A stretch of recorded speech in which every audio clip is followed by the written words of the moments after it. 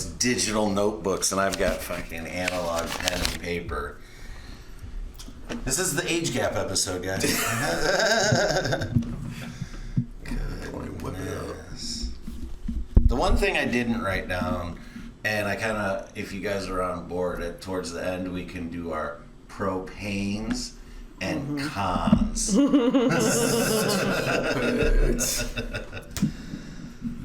I mean, what's up, guys? We're here. We're rolling. We are rolling. We are hot in the Pothead Cafe. Coming back to some roots over here.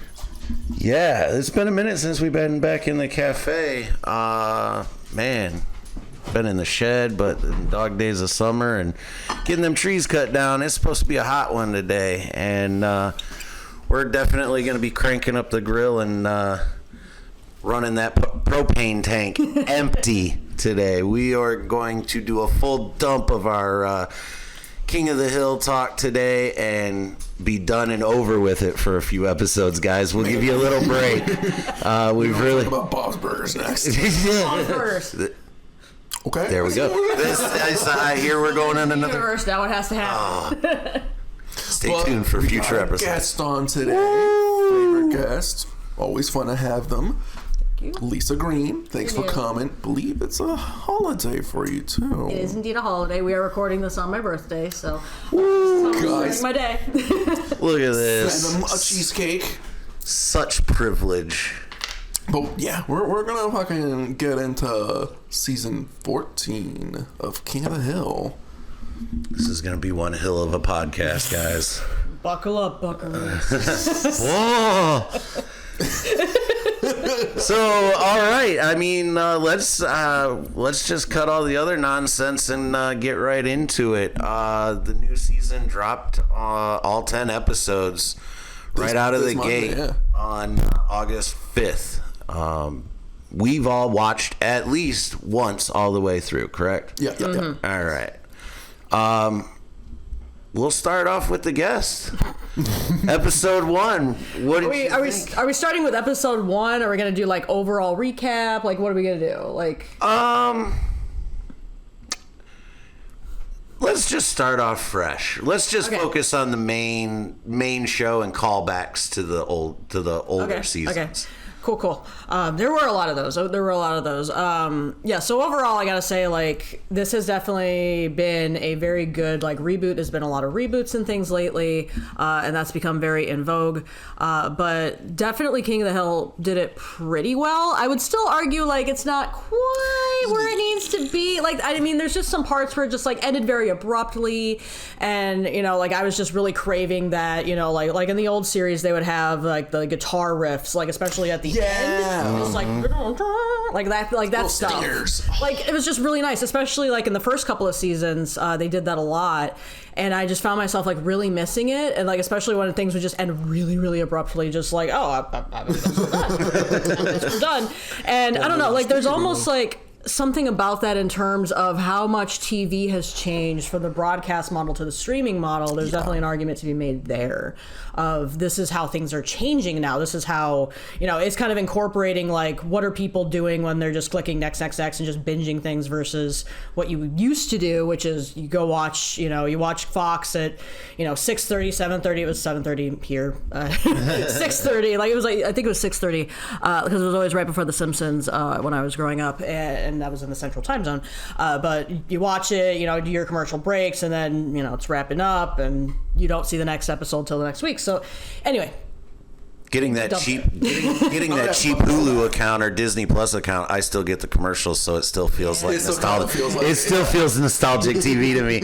And that's one thing in the stream. Some shows are not cut for that, and you get odd interrupt. Like, it's like, can we at least, if you're going to put commercials in a streaming service, not to tangent off, but at least edit the shows to where you give it a beat somewhere that they can be like, okay, let's put it.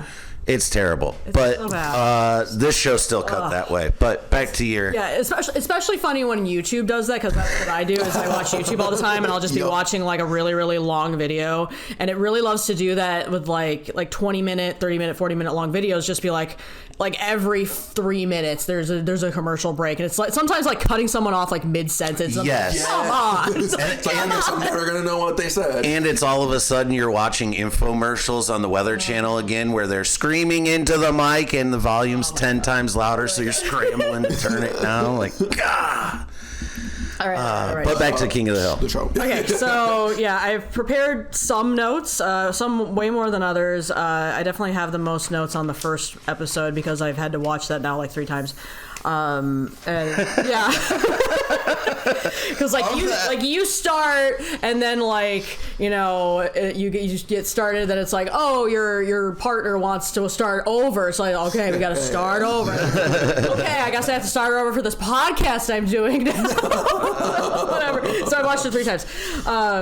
Okay, so yeah, season 14, episode 1, Return of the King, has 8.2 out of 10 ratings on IMDb. At the time of when I copied this over, which was a couple days before this, my ratings might be wrong. They might have changed by the time you look at them.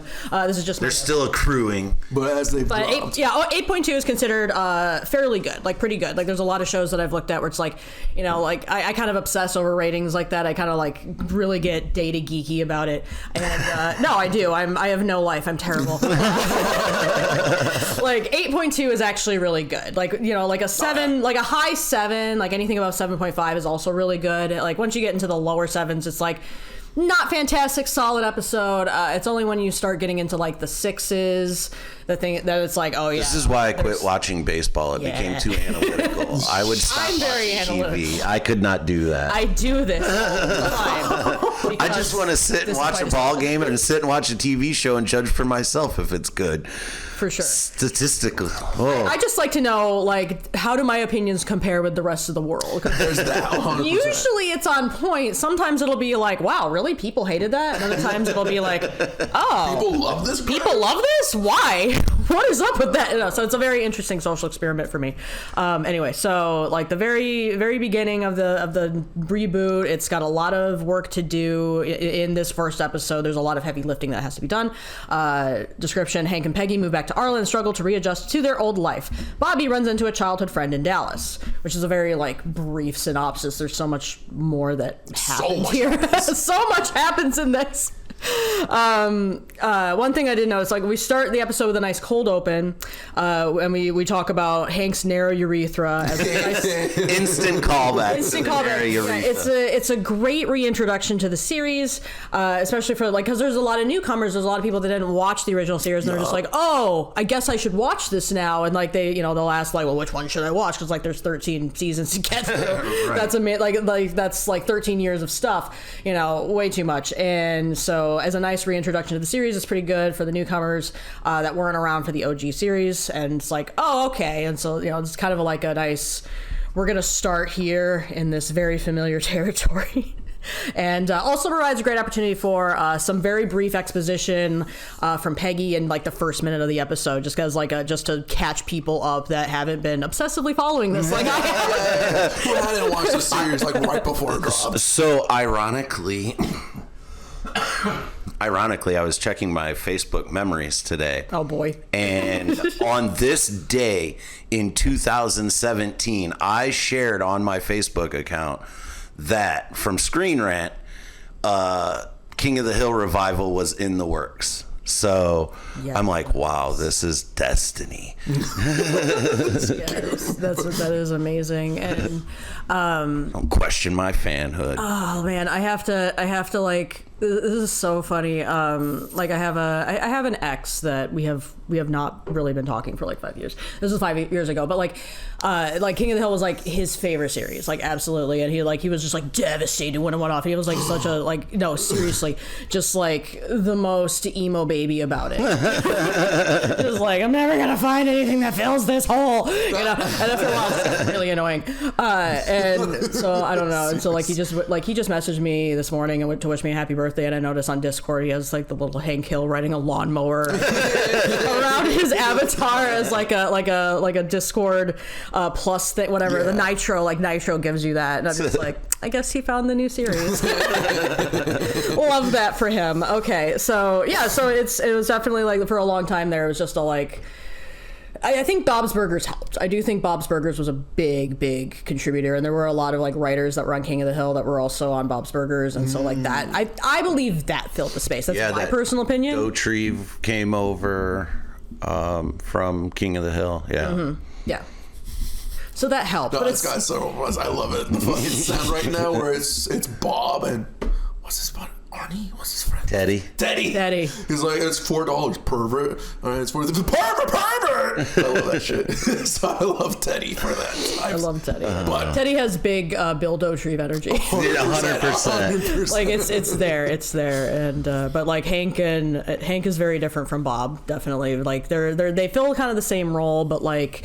I would argue that Bob has a little more whimsy and just can get absolutely unhinged, and that is really fun. Also, apparently a bisexual icon. Yeah, I didn't know that. Interesting, like just little things, just kind of like salt bait in there, just like and we will pepper in the fact that he is a little gay. It's pretty great.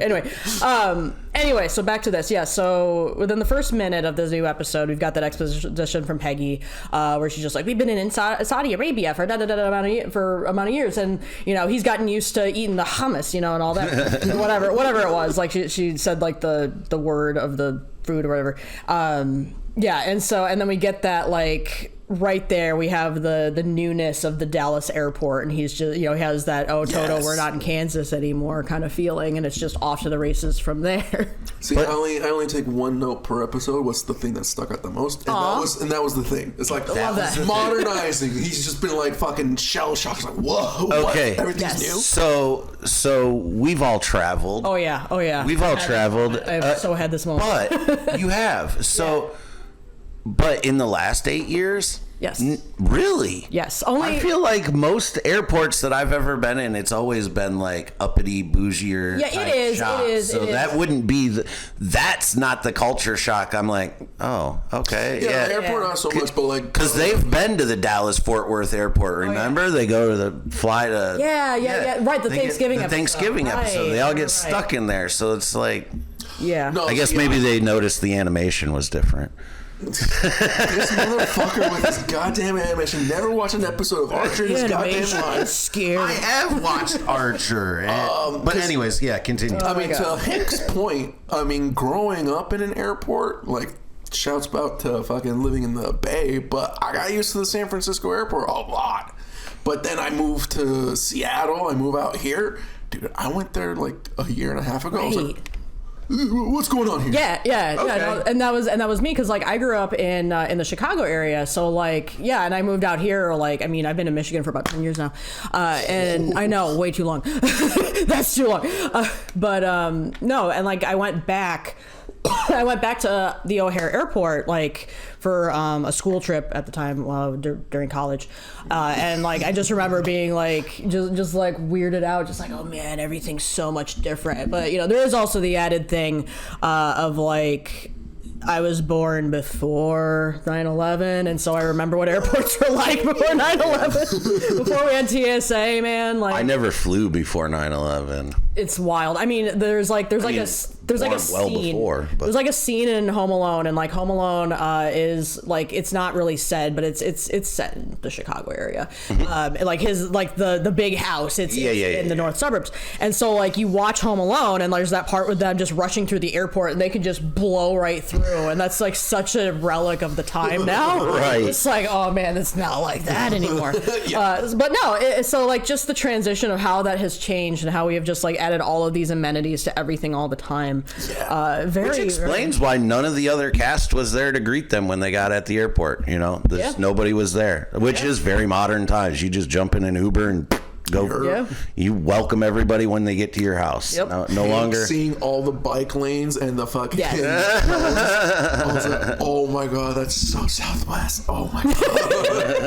Oh my god. That's pretty great. That's pretty great. Yeah, that was probably the thing that felt the most like out of place. Like I understand why it was there. We have to have this like, oh, Dale ran for mayor, won by accident apparently, and like but then it kind of just gets dropped and we don't really talk about it. Yeah. And so that part just felt very weird for me. Of just like, huh. But again, I think it's just because like there's so much that has to be done in this one episode, and it can only last like 20 some minutes. I got a whole page of notes. Okay.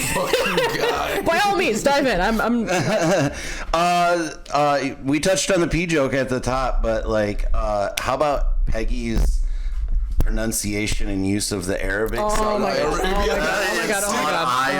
And I'm so glad she. And Arabia. Muhammad is like instantly they go right to it. Like we're gonna attack this right off the bat. I love their inverse Uber is Muhammad, and he's like, maybe that's a different dialect. And just like the look that he gives her is astounding and just so funny. And I love that like that's the way that her character arc developed. It started off just like doing Spanish badly, and now she has become more cultural and more worldly, and now she's doing multiple languages badly. I love that for you, Peggy. You're so great. I love that I can pick up languages so easily. Sure. And then the 4-star system, Hank gives him 4 stars, and he's like, gets super pissed. No, and then the Peggy he's got to work for that 5. Yeah, right. 5 should be rare. And then Peggy claims that she gets called a 5 all the time, and that was hilarious. I liked the all genders. Yes. I love all genders bathroom so bit much. was hilarious. All gender. Yeah. I really wondered seeing that bit. I was like, I wondered if the writers had seen like for a while there after the show the show ended. I'll say that after the show ended, there was like a meme going around for a little while of like just Hank Hill looking angry, just like a very like transpositive thing of saying like her chromosomes, that's asinine. Her pronouns are she, her. You're not talking to a goddamn petri dish. You're talking to a woman. And I'm just like, I wonder if the writers saw this and we're just like, we need to put in a little bit of something here for those people.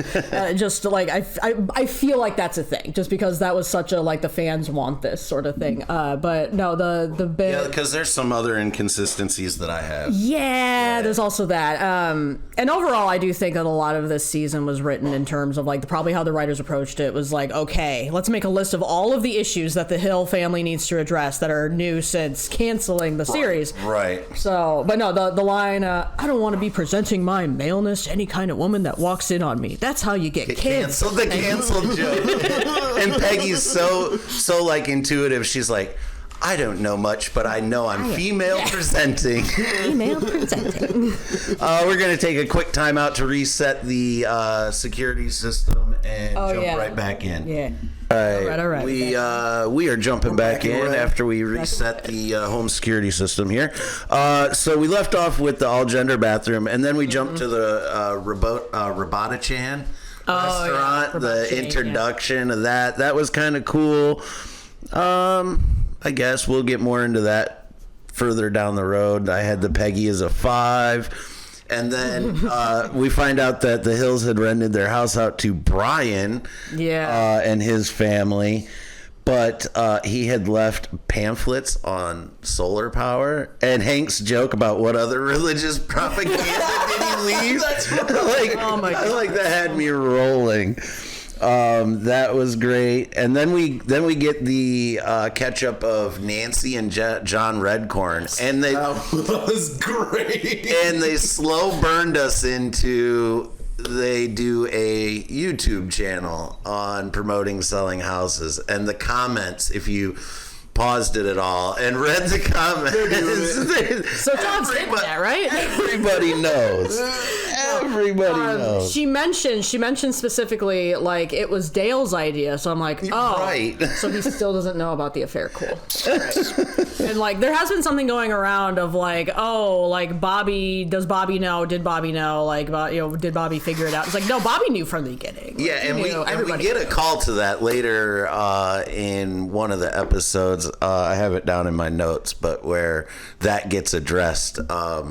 Bobby's knowledge of the situation. I loved episode 3 for that. It was so fast. Primo. It's very quick. Like yeah. Cinema. Very subtle, like. But we're on episode 3. We're still on. We're still on one. We're still on one. We're still on one. Yeah. So Bobby ends up going to this party, and he wows everybody with his impressive social skills. Being able to be funny and talk to everybody. So always having a party cook is. Invite a cook to your parties. Always. That is great. Yes, I wrote on here, Bobby carrying around a spatula and a bottle of hot sauce. That's to work the grill at a party is possibly one of the hottest things I've ever seen on TV. Maybe I'm hormonal. I don't know. But yeah, just rolling back a little bit. I carry a pizza cutter in my fucking backpack. That is helpful. It's not quite hot sauce and a spatula, but that is helpful. I gotta add the Parmesan. You gotta put a meat thermometer in there, Jake. Oh boy. One thing that I did, and this is like just my literary analysis, bloody-do, is like there is this like subtle creeping in of this conflict that continues over the course of the season, and I assume is going to continue beyond the season, of just like Bobby deciding not to go to college. Yep. And being in this college town, and then having Chain, who is, this Nepo baby fraternity president with a silver spoon. Piece of shit. Yeah, like, there's very much a big conflict there. And, like, that there's a lot there that they can do with, for a story, the tension between those two characters. And, like, just from when, like, the big party comes into the restaurant, it's just, oh, I guess I just never met anybody who didn't go to college. It sets up how he's isolated from his peers. Because he decided to forgo it, and then that will come up in further episodes, is just that, like, did I make the right choice kind of question. Also, I found this on the internet, but they were chanting Iron Chef, Iron Chef. And that's a callback to Now Who's the Dummy, where they had Bobby as, they had Bobby and then Bobby the ventriloquist dummy. Yeah. So it's like, really? Okay. So with Bobby impressing the girl at the party, he, let's just say, Bobby gets tail. Yes, and Bobby is getting some tail, yo. Just like Lisa just said, spatula and hot sauce. You know what you're doing. Right. Yeah, he's always been a very charismatic character. There's that moment where they're making out and he butt dials. Did you guys catch the picture on Peggy's phone? Dude. Yeah. It's so sad because it made me cry a little bit. It's young Bobby in a little paper tall chef. That's 100% what my mom does. Yeah, it's a mom thing. It is absolutely a mom thing. That's sweet. Now I've got my mom, but now I've got to. Now I got to see what my mom has as my picture. Boy. No, it was definitely hilarious, but like I did almost kind of feel like it was just shoving this like Bobby's a grown up now into your face. Not terrible. Just it felt a little like you're a little on the nose here, for sure. But yeah, like it was definitely very funny. But he's definitely come a long way from like I think it was like episode 2 where he's just like I'm a little worried about being a slut. Ain't worried no more. I can tell you that. Okay. And then we get Hank getting his truck. It's been in store. This guy with the trickle charger and who was checking on his truck? Did he trust anybody, or did he just Hank Bobby erratic that he set it up so that it would last? Probably. He's handy enough to probably do that. Oh, okay. Yeah. I mean, I would think that he would trust Boomhauer if he trusted anybody. Yeah. like because they have that kind of like the car guy. Yeah, he's the car guy. He doesn't like ask many questions. He just goes, "Yo, man," and that's it. So. Bang on yeah. And then we get the bit about which for Michiganders hits home. You gotta go around to do another turnaround to go back to do another turn. Yep. It's not really like that in Texas. I've been to Texas. My kid lives in Texas. You turn wherever the fuck you want. Yeah, That's kind of what I bumped into. It's like, okay, so since the show canceled, we've gotten a lot more roundabouts and a lot more of these little flimpy barrier bike lane things. Okay, I get it. You got to have them address it. Fine. But I bumped into that. I'm like, that's not really how it is in Texas. But okay, I'll buy it. You know, Sabo, Jake, you should go to that like northern town where Arlen's based off of. Where that's based off of is actually not that far from my daughter's. I say it's a little field trip. Field trip? field trip. I won't go, but you guys should. It'd be longer than a field trip Friday on that one. Like, there's no way I'm stepping foot into the state of Texas. Just for many reasons. Love you, but no. Oh, okay. So, yeah, no, I kind of jumped the gun a little bit on that one. Just like that was like, I feel like the whole reason that was there is just to have like a way to reintroduce Dale and to summon him from his garbage can. Just do we want to hit Bill, because we get Bill first. Yep. Boomhauer's introduction, we all saw it in the trailer. He hugs him and he's like, oh great, I'm getting a hug. Emotional now. Yeah. But Bill's introduction is epic. And from the opening montage, I'm just going to speculate that if they cover this, Bill is the one who caught COVID first. Because you see him like cough in the alley, and then the guys start wearing masks and stuff. And if he hasn't left that room since 2020, I'm guessing that's what happened. And I found out that if you finish Netflix, you get a wellness check. That was probably one of the best jokes of the episode. It was so good. And or the out-of-housers. Yeah. You out-of-housers. I don't know what you call these things now. You out-of-housers. The wall. Yes. Oh Lord. Hank, promise you'll bring Peggy by the wall hole tomorrow. And Stephen Root is just such a great actor, and like it's that combined with like this really good writing for him, just like, it's just so good for this side character that's literally like this big obese man living at home. And then Hank fires up the grill and he comes out. Yep. Oh, there he is. Right. Yeah. It's very interesting how that kind of happened. Like between the two episodes, like he slims down. Yeah. It's like, okay. It's been like 3-5 months now, apparently. The flashbacks to Aramico was pretty cool. Oh yeah. Yes. Like, look, he's obviously, showing Peggy terrible at haggling like she was in Mexico. But the one thing I wasn't quite sure with is like, when did Hank become okay with having servants? Yeah. Because like he wasn't okay with paying Khan money to teach for men to teach Bobby Laotian. He didn't want to have Khan's mom cleaning their house. Oh yeah, that's right. When did he become okay with servants? Hank did some changes overseas, man. Yeah, I don't know. There's a lot. I can't have my brain do the gymnastics to figure that one out right now. I don't know. Saudi Arabia is awesome. Saudi Arabia. And then I could relate to this, the little bedtime joke about 9:30 being way past their bedtime. Yeah. Because I'll be honest, guys, if I'm not out doing something comedy wise, I'm gonna sleep on the couch. Yeah, it's 8:30. This time of year, the sun's still up. I knock out at 7:30. Other than that, the only thing I had was two little side notes was the Samoa cookies at the end. Yeah. They are still called Samoas. Yeah. So the reason there's called Caramel Delights is trademark issue, and there's actually only two makers of the Girl Scout cookies in the United States. There's only two companies that are contracted out. It's like super secret or whatever. But the other thing I noticed was when they decided they were going to stay and started talking and sharing their cookies, the one contractor asked if Hank was a contractor. He said, no, I'm retired. And he says, well, if you want to use my number to get an extra 20% off.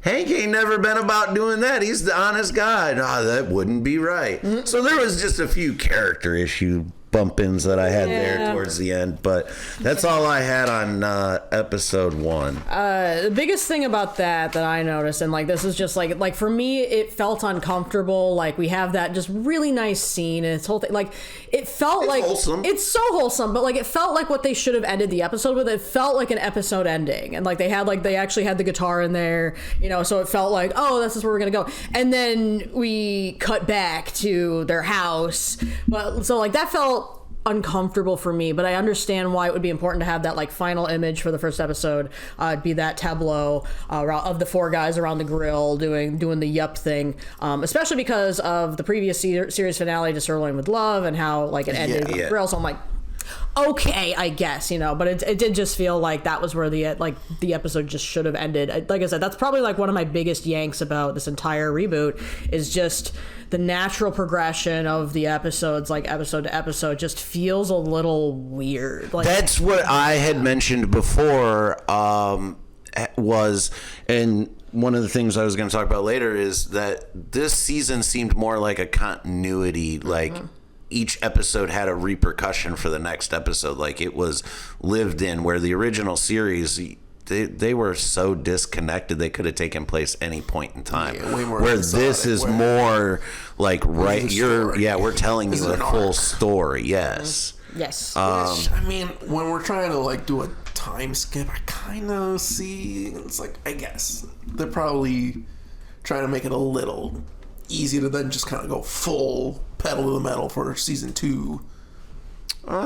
Possibly. And you had mentioned at the beginning that we started with a cold open. That was really not really a cold open. That was just the hot open. Because we didn't get the opening credits until the end of the episode. Right. Yeah. So that was a hell of a long cold open.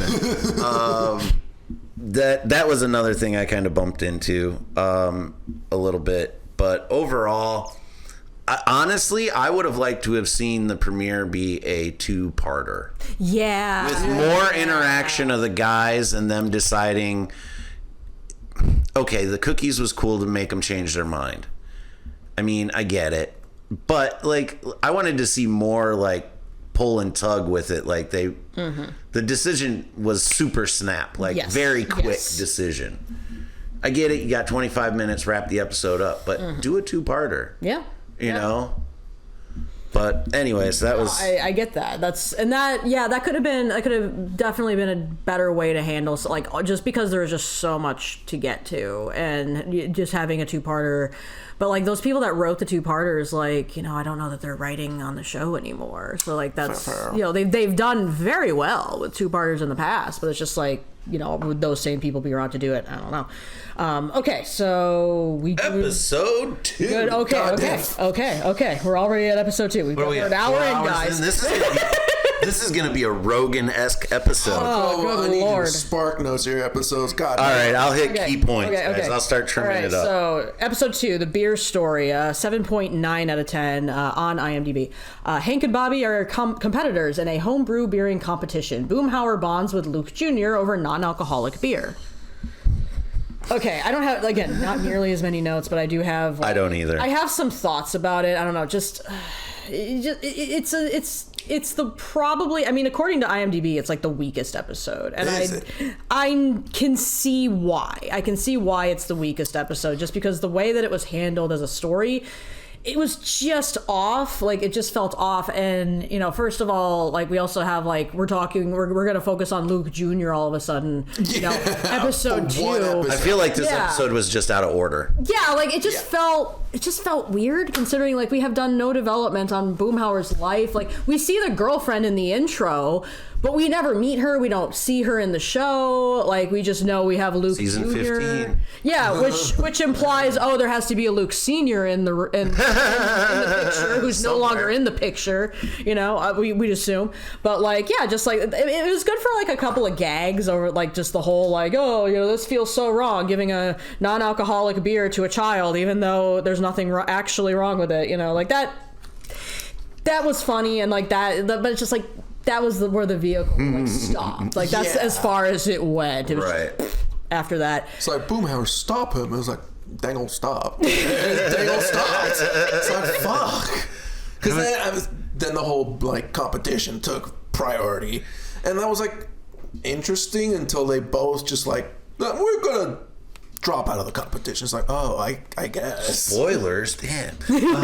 Yeah, no, and like, okay, my biggest yank with the episode, I mean, and we're already going to spoiler territory, it doesn't matter. Like, my biggest We're spoiling everything. is like, if you pause and look, like, so when Bobby decides, oh, I'm gonna like do this to promote my restaurant, blah blah blah blah blah, brew a new beer, and then like you can pause it and look at, you know, it was Ted Wasana and like how much he paid for that beer. It was like $6,000, like thousands of dollars for this. Like, and okay, given he's apparently made of money, fine. Yeah, but I'm just like, it just felt very like weird that like Bobby would just so quickly make the decision of like, oh yeah, sure, I'm dropping out too. When it's just like, dude, your investor spent thousands of dollars, and you're just gonna nope for a feel good story, like really? And just be like, okay, like that just felt weird. It just felt really weird. Why didn't Shane just say, okay, then this is my beer? I mean, they paid for it. I mean, plot hole issues. Yeah. It just. I mean, if it was a feel good story, like you said, it's just bringing the character. It just feels like bringing the characters like so far out of character. Like, okay, like Hank doing the whole alley beer, and then Bobby having the whole actually, you know, the people like fruity things, and here are all the things that I'm looking at. Like, no, like. The only weird thing about that is like I'm just looking at, you know, all of these characters are just freshly 21 and they're already like very seasoned alcoholics. I'm just like, okay, like, and developed palates. Like, developed palates. It's just like, boy, you are 21. Like, I have not met a single 21-year-old that has actually been able to have that. So that does beer. It's just a little stretch. That does really speak to culture, though. Yeah. 100%. That's the way it is. Very Texas. I find. Very Texas. So I know it was very, very impressive that Bobby was able to like get that. I mean, he could have been working on it before, I suppose. I mean, like he could have been like learning up about it before he actually could drink. But it was just weird. Another serve it at the restaurant. He said, what's he say? 12 different beers like, or something. Yeah, like it was like 15 from 20 or something. I can't remember, but yeah. Another really like a blink and you'll miss it moment is that when Hank is at the Megalomart and he sees the beer stuff. It's this like promotion of Chuck Mangione's dog. It says, "Grew up a new hobby, Snoop," and I'm just like, we know what Snoop is known for, right? Beer. I had that on my notes there. Yeah. Like okay. I liked at the beginning of the episode. Hank is sitting just middle of the afternoon, sweatpants, t-shirt, eating snacks, watching a reboot of Monsignor or whatever, and Peggy's correcting the closed captioning. Okay. So at least and Hank even calls her. He's like, "That's not what they're saying." Well, that's an interesting way of saying that, but that was funny. Peggy can't ever be wrong. I also, did you guys notice that Joseph has John Redcorn's old Jeep? Is it? I did notice that. I wondered that for a second, and then I focused on something else. But yeah, like I looked again in the yeah, it is, yeah. Oh, very weird. Very weird. I noticed it was a Jeep. I didn't notice it was actually his. I was like, oh, he probably liked the Jeep. Took up a Jeep. No, because we're touching on a future episode. Oh boy. And but anyways, Peggy being obsessed with one of either Hank or Bobby calling it Peggy Ale. Oh yeah. Neither one of them does that. I did not like the Ted Wasana. He lost his accent. Yeah, I find that really. That was interesting. Yeah, like okay, like. There's a reason why they did it. So they recast both Laotian characters to be played by actual Asian actors, which is a good practice. But I found it really funny because it's like the most jarring for me was Ted Wasana. Yes, That was a very jarring. Like this is very different. And apparently nobody cares. Nobody cares about this side character that was already a dick. Apparently, that's like all right, but yeah, I mean, ultimately for a good reason, but yeah, not really sure there. Very jarring. Very jarring. out of all the side characters, he would show up the most and was very distinct. Very distinct. Now his wife has the accent more so, is what I was Is it hearing. Cindy? Is that her name? I think Ted and Cindy Wasana-san? Probably. We barely see these anyway. Then we cut to Peggy and Hank going on a little scouting trip to a brewery. That was interesting. That was fun. This is a very Hank thing I do when I go to you probably have seen me do it. What do you have that tastes like Miller Lite? Yes. Nothing. Great. Recommend something then. I'm starting to venture a little bit. I tried a little. What was that red thing we had at last time I was at 734? It was a hibiscus. Oh, you tried the hibiscus cream ale? Yes, it was. That's good. my favorite beer there. That's really good. Yeah. I'll go back for that. my God. But they order flights, and the beer names were like ridiculous. And Hank, No, that's my favorite thing. Hank goes, It's about drinking beer. Is this even beer? I'm chewing it. I was like, oh no, that's a bad beer. And then at the competition, if they're there trying to get Hank to win for his beer, why are they all drinking Alamo? I didn't even notice that, but that's a good point. They're all drinking cans of Alamo in the back while he's trying to win this competition. Like, are you like trying to sabotage your friend? And then in the end, in the end, Peggy gets her Peggy Ale by mixing both Hank and Bobby's beers. Makes her own little rattler thing going on there. She's already, she's already wasted. So Peggy gets her moment in the end. So you're actually reminding me, wasn't it like around the last scene before they go into the competition, like Chain and everyone are in the room with Bobby, and they're like, I don't know, man, all these fruity flavors are kind of blending together. Like, after you drink so much, it's all going to taste the same. Yes. I was like, yes. God damn, they just want alley beer at this point. They do, and that's what it is. Yeah, I love that. It's called crushable. Like that's the terminology. Is you want a beer that is crushable, like or they also call them like session ale, session whatever. That basically means like I want to drink 10 of these and then not care.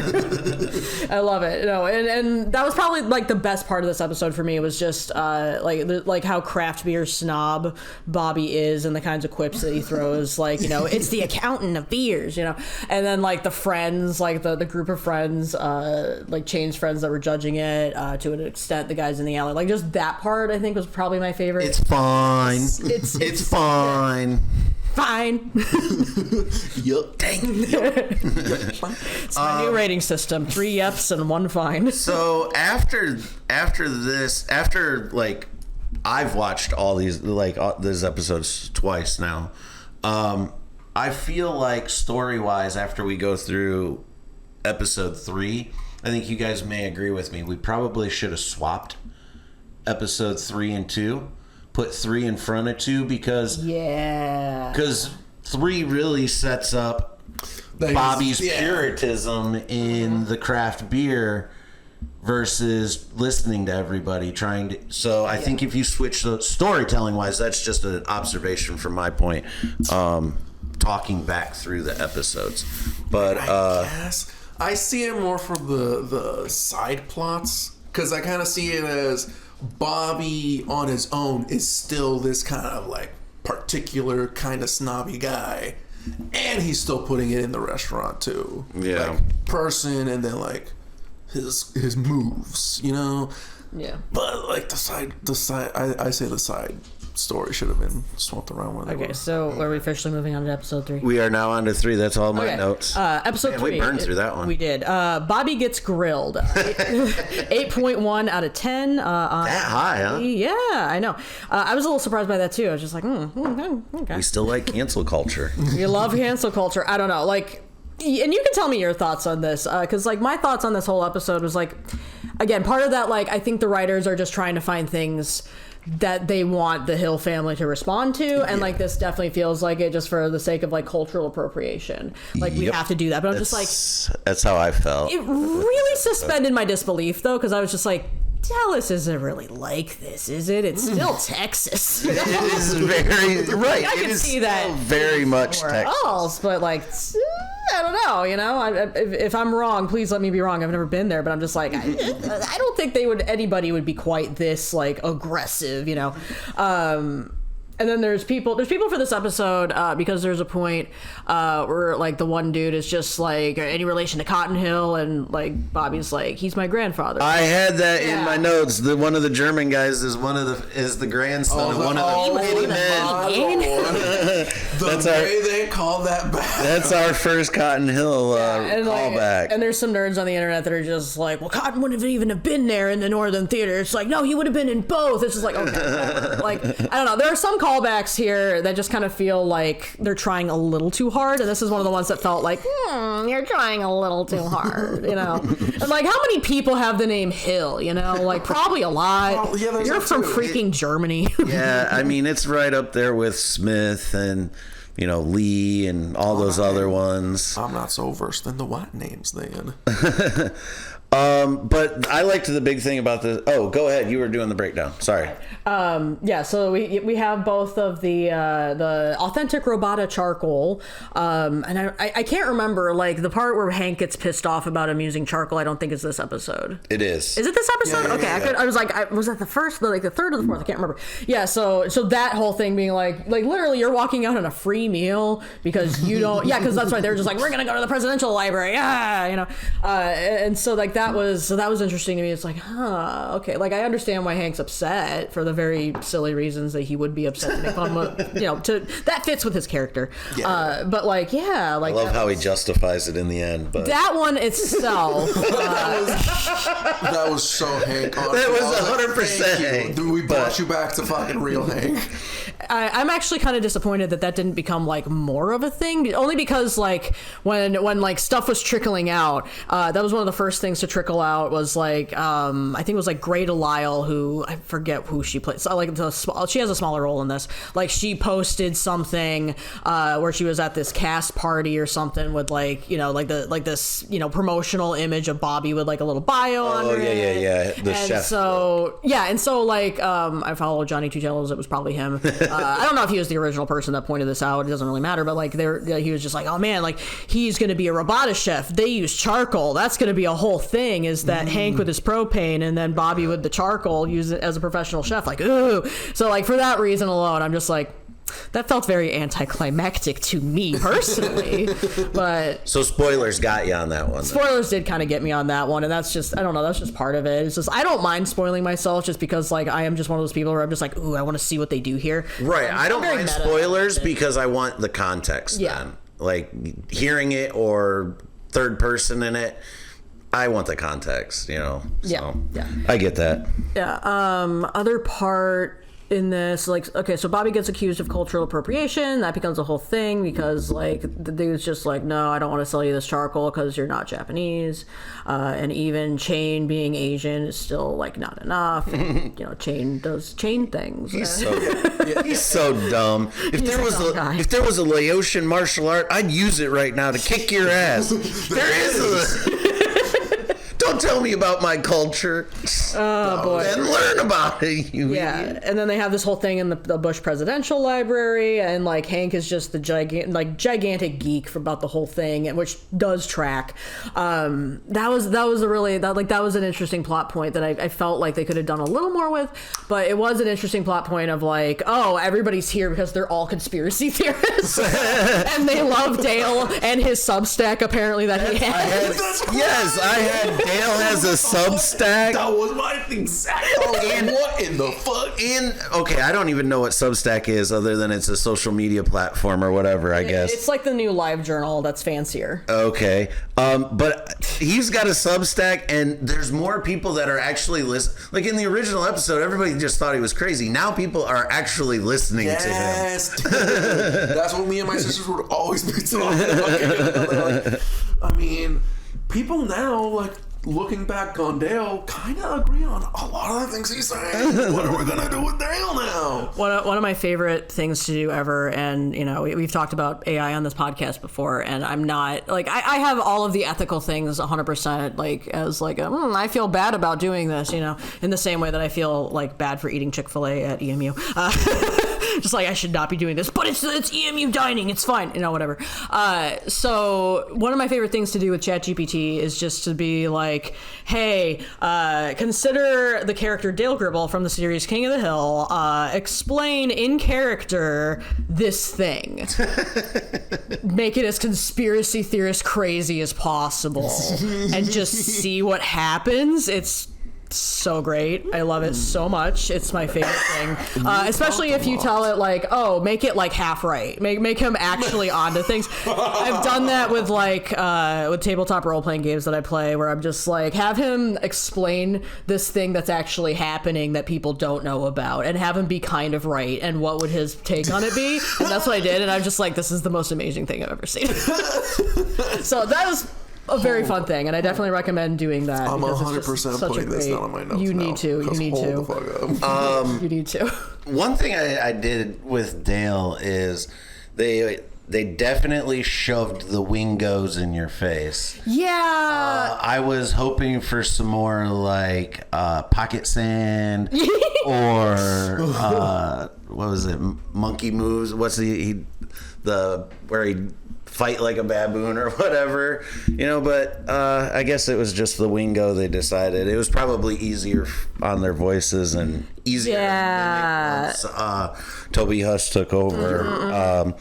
But that is one point that I wrote down here, is just like the casting choice for Dale, and then you're still keeping in the Johnny Hardwick lines, which sometimes you can tell when it's Johnny versus when it's Toby. Other times it's just really hard to tell. Like, I can't tell which one that is, But one thing that I did notice about Toby Huss, and when he would voice the Dale-isms, you can tell he's ever so slightly deeper and flatter, a little more marble mouthy is how I wrote this.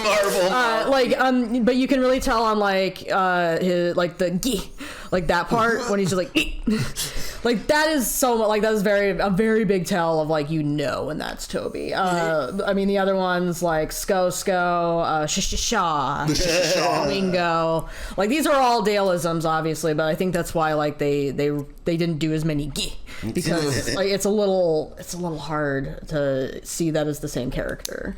Just it's just him trying too hard.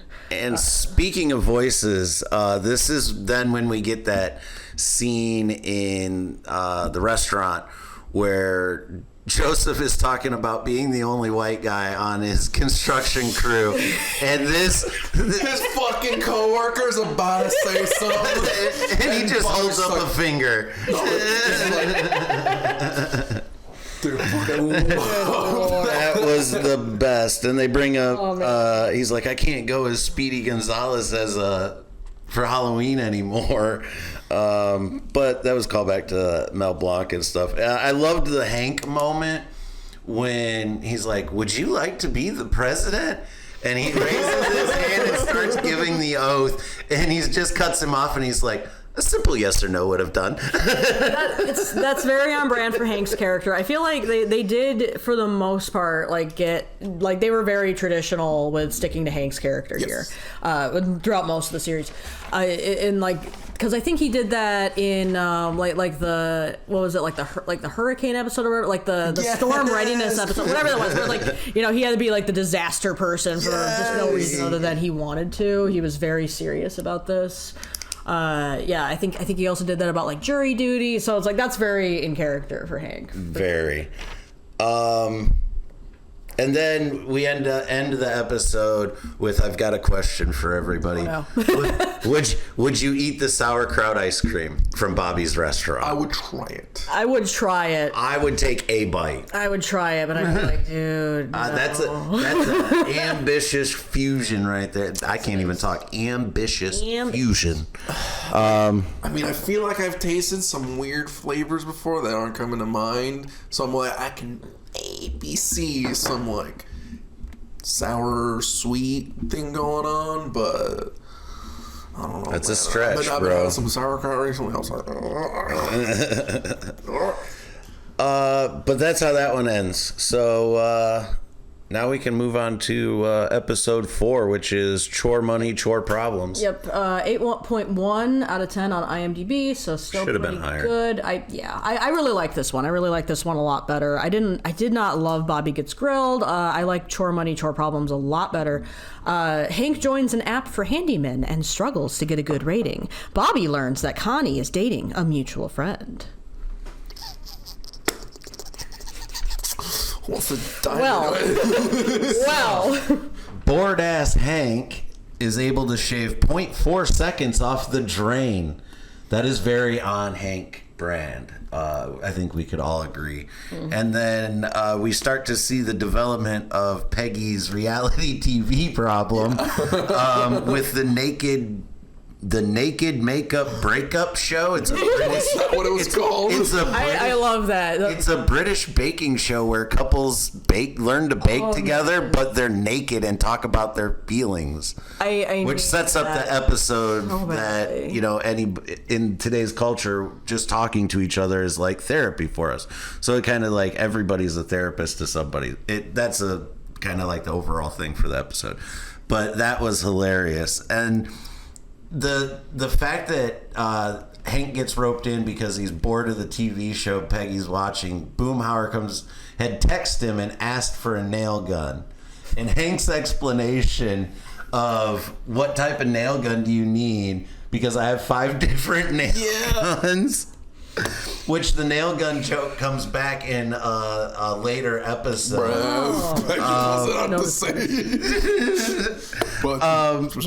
But yeah, so then he uses that as a chance to go with Boomhauer and get out of the house.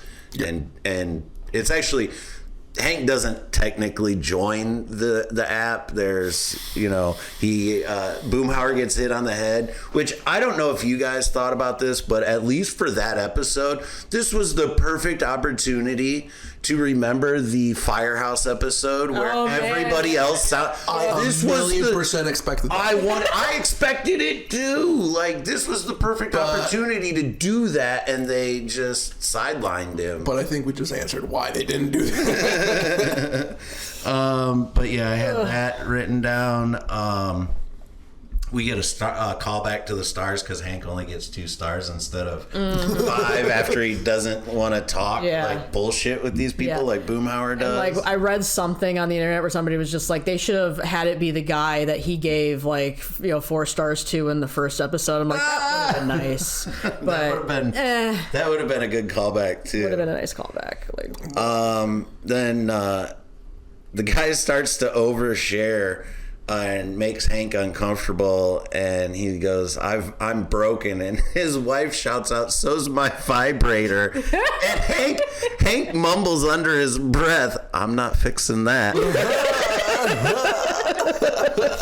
Oh man, Hank's on just discomfort with anything like feminine or emotional, like really plays out here very, very well, and it becomes like such a great story. If anything, I think probably my favorite part is where like Peggy finds out from that this couple they talked about how Hank tried to relate to them after he was told you got to try to relate to them and talk to them. That's how Boomhauer does it. And, right. If anything, side note, when Boomhauer is hashtag at the UTI gang. Yes, hashtag UTI gang.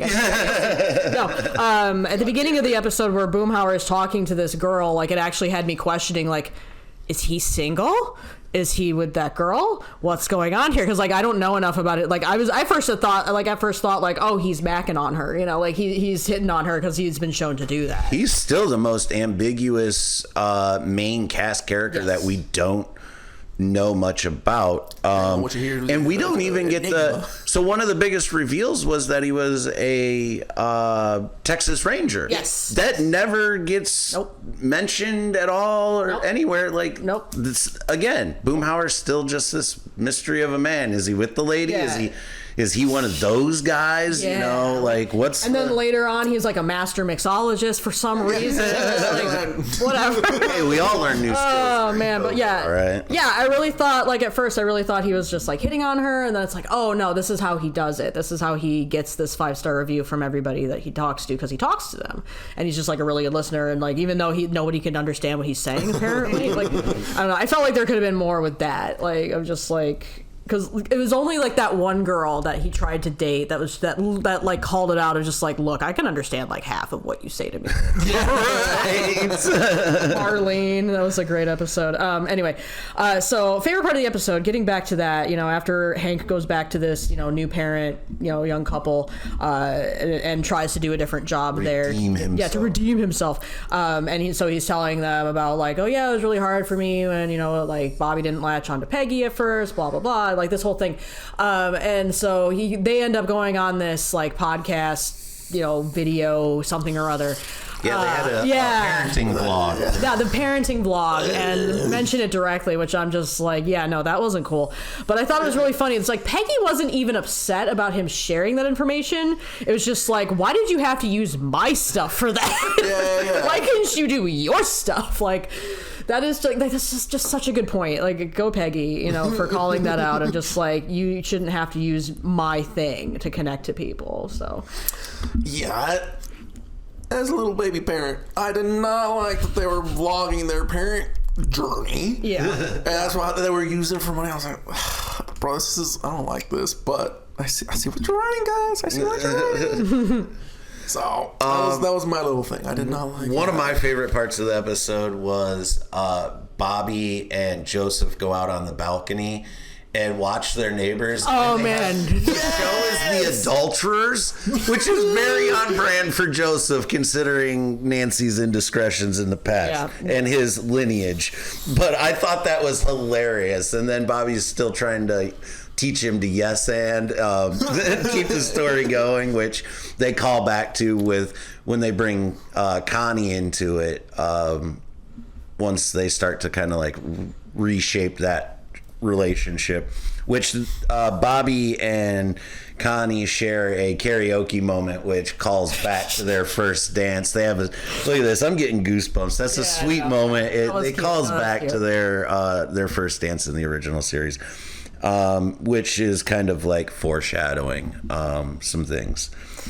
I had a moment when they were doing that, because I watched this episode for the first time with Zane, and so Zane my partner understands all of my very stupid references. So I ended up like singing a song from the series Crazy Ex-Girlfriend, which is like probably my favorite thing to exist in the world ever. It's beautiful in all ways. It's like a musical thing, like drama. It's so great. Like, it's funny, it's comedy, it's whatever. And so like there's a point in the series, because there's always a bunch of songs. There's like all these songs, and they're always like parodies of things. And there's a song called Gratuitous Karaoke Moment, and I highly recommend the episode entirely. It is definitely like my favorite episode, because the whole episode is just riffing on all of these romantic comedy tropes and just like really making fun of it. It's the funniest shit ever. But one of the songs, it's Scott Michael Foster and Esther Perel singing this, like, because like it's in this like alternate universe where like they're together but they're not really. It's just a very extended episode long daydream or something, and so they're singing that. Yeah, I'm spending more time explaining this, but anyway. What show are we talking about? I know, I'm sorry, but I just start singing Gratuitous Karaoke Moment, and because like it is just like the whole thing is just ripping on, like, you know, this is what karaoke is like in shows. You know, nobody really cares about watching people sing, but like here's all the things that happen in a gratuitous karaoke moment between these two characters. It's really great. You can look it up on YouTube on Rachel Does Stuff. I think it's probably over there. Rachel Does Stuff. Rachel Bloom. I love her. Little plug. No, I adore her. So you could just watch the video and you'll understand what I'm talking about immediately. But that's what I was just like, you know, because Zane understands all my stuff. Like, I was just start laughing about it because I'm just singing gratuitous karaoke moment. It's like, that's what it is. It's just, oh no, we're gonna show these two characters like having this romantic tension together and they're singing a song together. So it's just very funny. But definitely very cute. Like, it was very cute. But then, like, just the fact that, like, she tries so hard to, like, pass him off onto her friend. Especially with, like, the reveal that comes later about, like, oh, like, she could have gone after him. I'm still just like, what was that, Connie? What was that? What the hell, Connie? And, like, he's not into it. Yeah, other thing about this episode, I'm just saying for this episode, even though the character was introduced before, I really, really love Emilio so much. I love him, my favorite new character. Like, he is the new Octavio, I feel. Yes, like, but he's not, like, you know, super serious, just like, don't you ask where I got this from, you know? Like, he's actually, like, he's fun, you know, he's like a believable, like, food service industry vet. Yes. Who's like, I love that I'm here. You are so much better than my last 3 bosses. Yes. Which is very believable. I sobbed a little bit. I was like, oh. I know. Just like I feel seen. These are the people that I interact with. Us people from the kitchen appreciate that. Yes, so great. And he's such a great wingman. It's just like, you're a good man, Bobby. Dumb, but good. I love it. And now to the midpoint episode, probably the one I have the least amount of notes Me too. This is gonna be really quick. This will be a quick one. It's the new ref in town, where essentially this episode is a 180 for Hank, who is now a fan of soccer, and it's basically a classic Bill and Dale team up episode. Yep, 8.2 on IMDb. I feel like the extra point there from the previous episodes is mostly just because of the Dale plot in this and just how crazy he gets. Hank secretly becomes a soccer referee. Bobby goes to buy a car and leaves the dealership with more than he bargained for. You don't say. Don't say. Again, I don't have a lot on this. So this is probably the one that I kind of blew through, and I was just like, whatever. Just because I don't like sports ball. I don't get into the sports ball. We can just hit some moments then, basically, because we already talked about the Dale and Bill team up. How about horny Peggy Hill? Oh yeah. Oh man. See, this is why I'm like, hold on. You guys. That's an overall thing that I noticed through the revival is we get a lot of Hank and Peggy in the bedroom. Yeah, which is surprising. Is Hank on that Blue Chew? It's that retirement. I've been taking some extra retirement. His urethra may be narrow, but horny Peggy, and especially in this episode because it's so dirty. He's a soccer ref. Bobby calls in what Hank calls the aftermath, which is a nice like reversal on the first episode where like she's calling him mid-coitus and like is totally unaware of it because of course she wouldn't be. And then nope, I'm not doing anything on the phone. Look, I honestly really liked that. Surprise, surprise! Hank goes to a country where there's no football. He picks up a sport. Yeah, and they like do a little nice little flashback to Amoco. Aramco. Yeah, Aramco. And it's like, oh yeah, he was doing shit in Saudi Arabia. And happened to, again, pick up some fucking new stuff. The fact that he got it so good, he became a ref. Well, that's very on brand for Hank to read the manual front to back. There's that. Yeah, so that's very on brand for him. Because that's the callback in this. That's the joke running through this episode is nobody knows what offsides in soccer is, but Hank does. He explains offsides. And then at the end, they're like, nobody cares. We don't even know what that rule is. Yeah, I will say, like, overall, like, I think that it is a very good development for Hank's character, and then for Dale to just completely not trust that at all. Right. Both of these things are very, very on brand, very, very great for both characters, and they really help the development. Because, like, I think, like, he had mentioned, like, somewhere, I don't remember where, but, like, somewhere in the original series, just, like, made fun of soccer a couple times. Yeah, because Joseph and Bobby quit playing football to go play soccer because the coach was nicer. That's when Peggy had the organic garden, maybe. Yes. I never I think promised. that was the issue, or it was around that time or whatever. But anyways, speaking of food and organic gardens, no, this isn't a plug for Whole Foods. We got Bill is assigned to monitor Peggy. Dream job for him. Kudos to the writers. That was an easy layup. But he brings over food, and Peggy has the best line. She's like, "I would never dare eat food that was," and Bill's just like, "Fair enough." Yep. But yet, didn't he make barbecue sauce in his bathtub, and they all loved it? That's honestly, that's one of like my most disappointing things about this new season, and I really hope they go there for the season 2. Why is Bobby not giving his boy Bill a job? Right, Actually, like also like why is that not coming come up? on. Because like the whole point of that episode was that like Bill doesn't have any heirs. His family, like his only remaining family, is kind of a dick about this. Like, here, take this recipe. And Gilbert's got to be gone by now. You have a freaking restaurant, Bobby. Where is the Dotree family sauce? I don't know. I'm very angry. I'm upset about that. Was anybody else, is this a relevant callback, or did anybody else notice that Bobby and Joseph's landlord looked like a Ozempic Fat Albert? I guess. You'll have to go back and check that out. Another he was large and had like the blue pants, the red sweater with the anyways, another very on Hank thing doing in this episode that I laughed at was he was welding his own glasses. Yeah. Right. How about Peggy's code name, Honey Trap? Oh Lord. And let's see. I wrote that too ineligible. I can't read it. I can't even read my own notes. Peggy was over it, something? Oh, at the end, when she was over it, when she was just like, it's no big deal that you're a ref now. Everybody knows. She's like, everybody knows. Yeah, everybody knows, yeah. See, that it's all about the secret. Oh, there it is, yeah. Over it, Peggy, not the same. I got it. Shorthand. I really did like the callback that Red Corn really wants to have a relationship with Joseph. He's like, I'm gonna take this horse, but you guys better come to my place. Yep.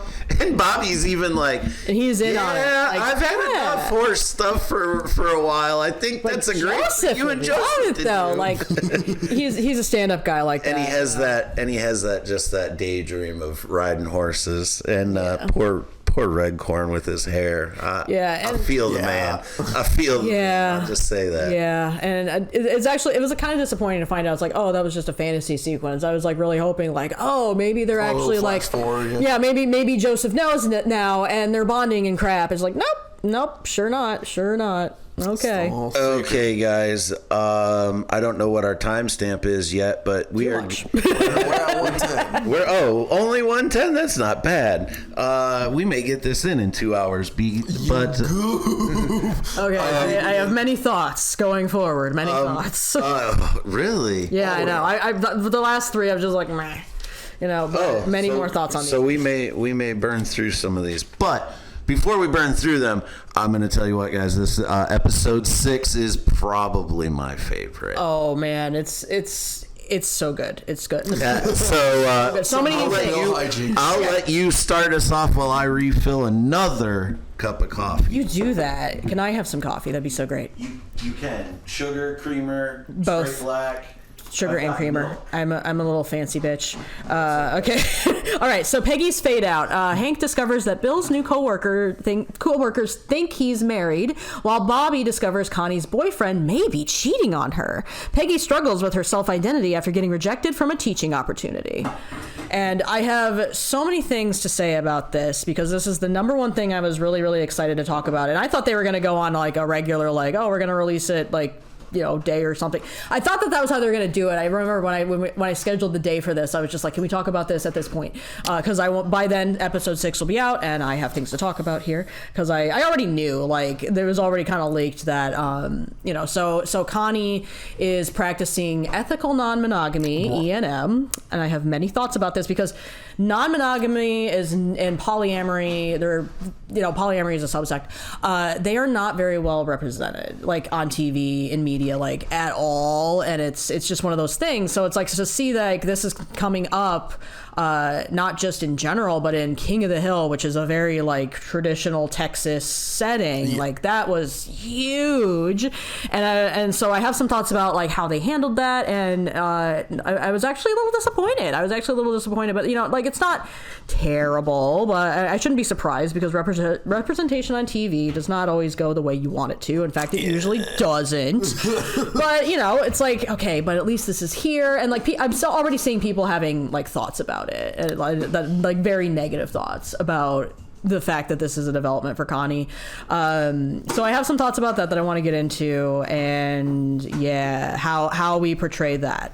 But everything else going on in the episode, this was also a really fun episode at the same time. The other stuff going on is also very, very great. Most of my notes are about that. But unfortunately, I will say we have the return of Dale becoming an exterminator again. Yes. Because Bobby has a rat in the kitchen and he's trying to get on this King of the Grill thing, which is apparently a stand-in. Thank you. It's apparently a stand-in for like talking about King of the Hill in a very meta way. Very much because it was canceled 15 years ago. I had that in my notes that it was definitely a callback to them being canceled 15 years ago and whatnot. And in my original notes for episode 2, I was just like, man, they totally could have snuck in some meta humor here with the Monsignor Martinez reboot. And then it's like, oh, never mind. It came up over here already. So Dale goes back to doing exterminating because Bobby hires him for a job.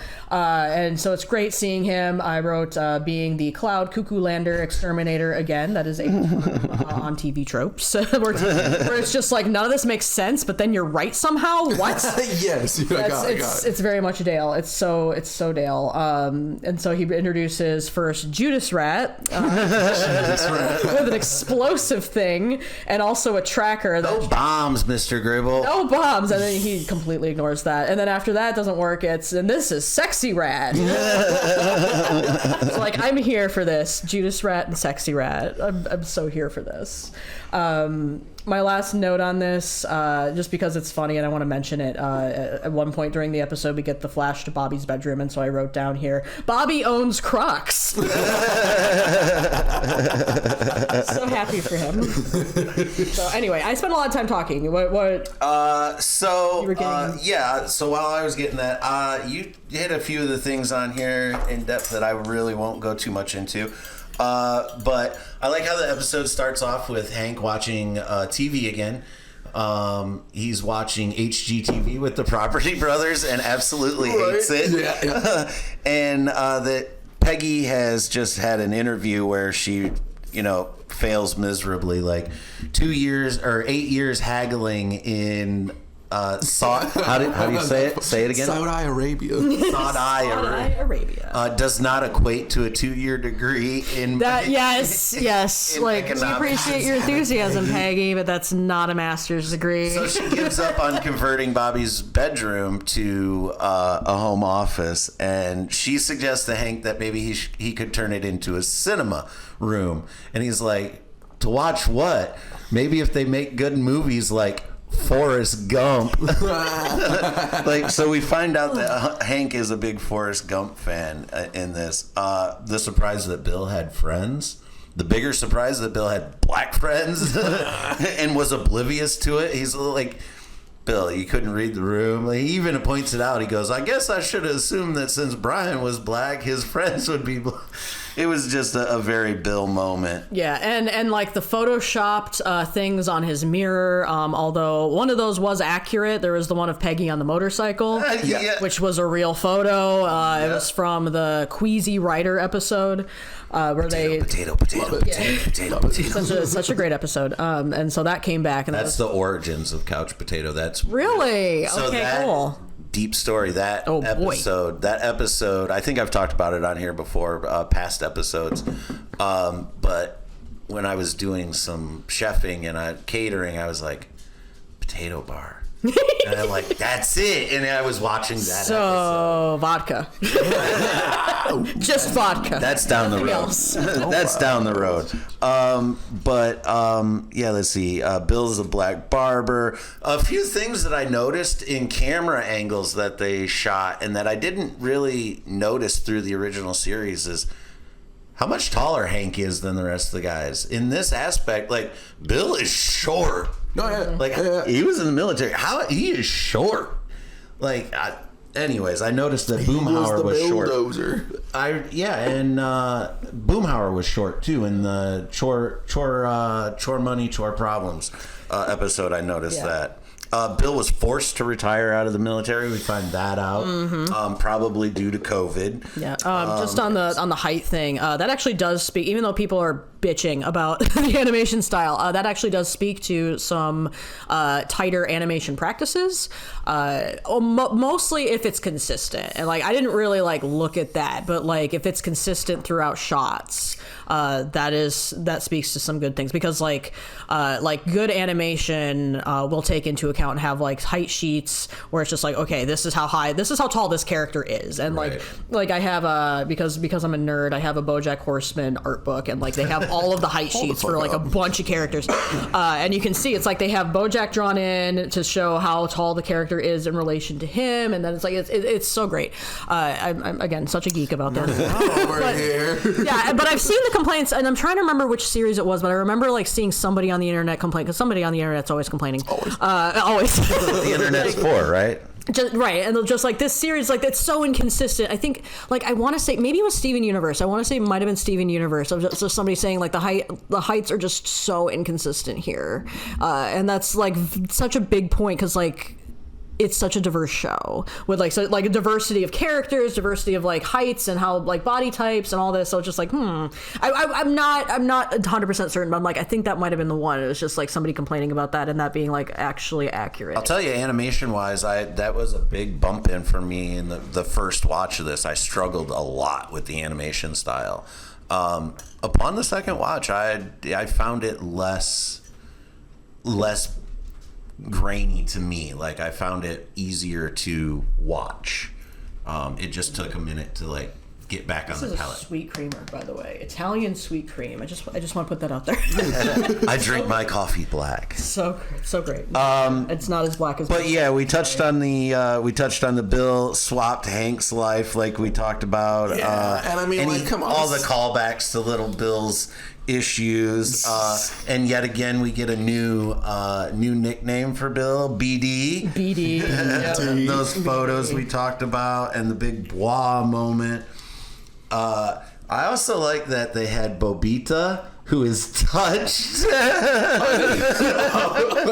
didn't hear that the first time I was rewatching it last. I was like, Bill. Big takeaway from this was shout out Yogi. Bill's Delulu. And I don't know what the Salulu is. No, I mean he's just kind of been Delulu through the entire series, even before Delulu was a thing. You know, like he's the original Delulu. It's very true, especially when it comes to Peggy, because he does have that like weird I want so badly to be in a relationship with her, but also not sort of energy. I love that Peggy was all on board with this. Yes. Until Bill wanted a Black kiss. Barbershop Peggy would do that. Until Bill wanted a kiss, and then she was out. She's like, "You got to end this."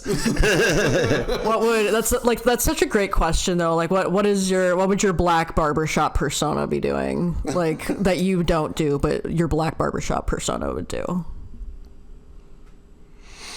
That's a question. That's a deep thinker. We'll have to think. Big brain time. Yeah, let's circle back to that. We'll keep talking, but circle back to that because I'm gonna think about that. Like, what is that? And then we get Connie basically telling Bobby that he's not E&M material, which we later find out from the mix-up on the deliveries that she wrote on the card because your husband material, which was kind of cool. Yeah, so I wanted to like save my huge rant because I do have a rant about this. When she explains to him like, oh, we're E&M, and then Bobby's just like, well, don't you think I'm E&M material?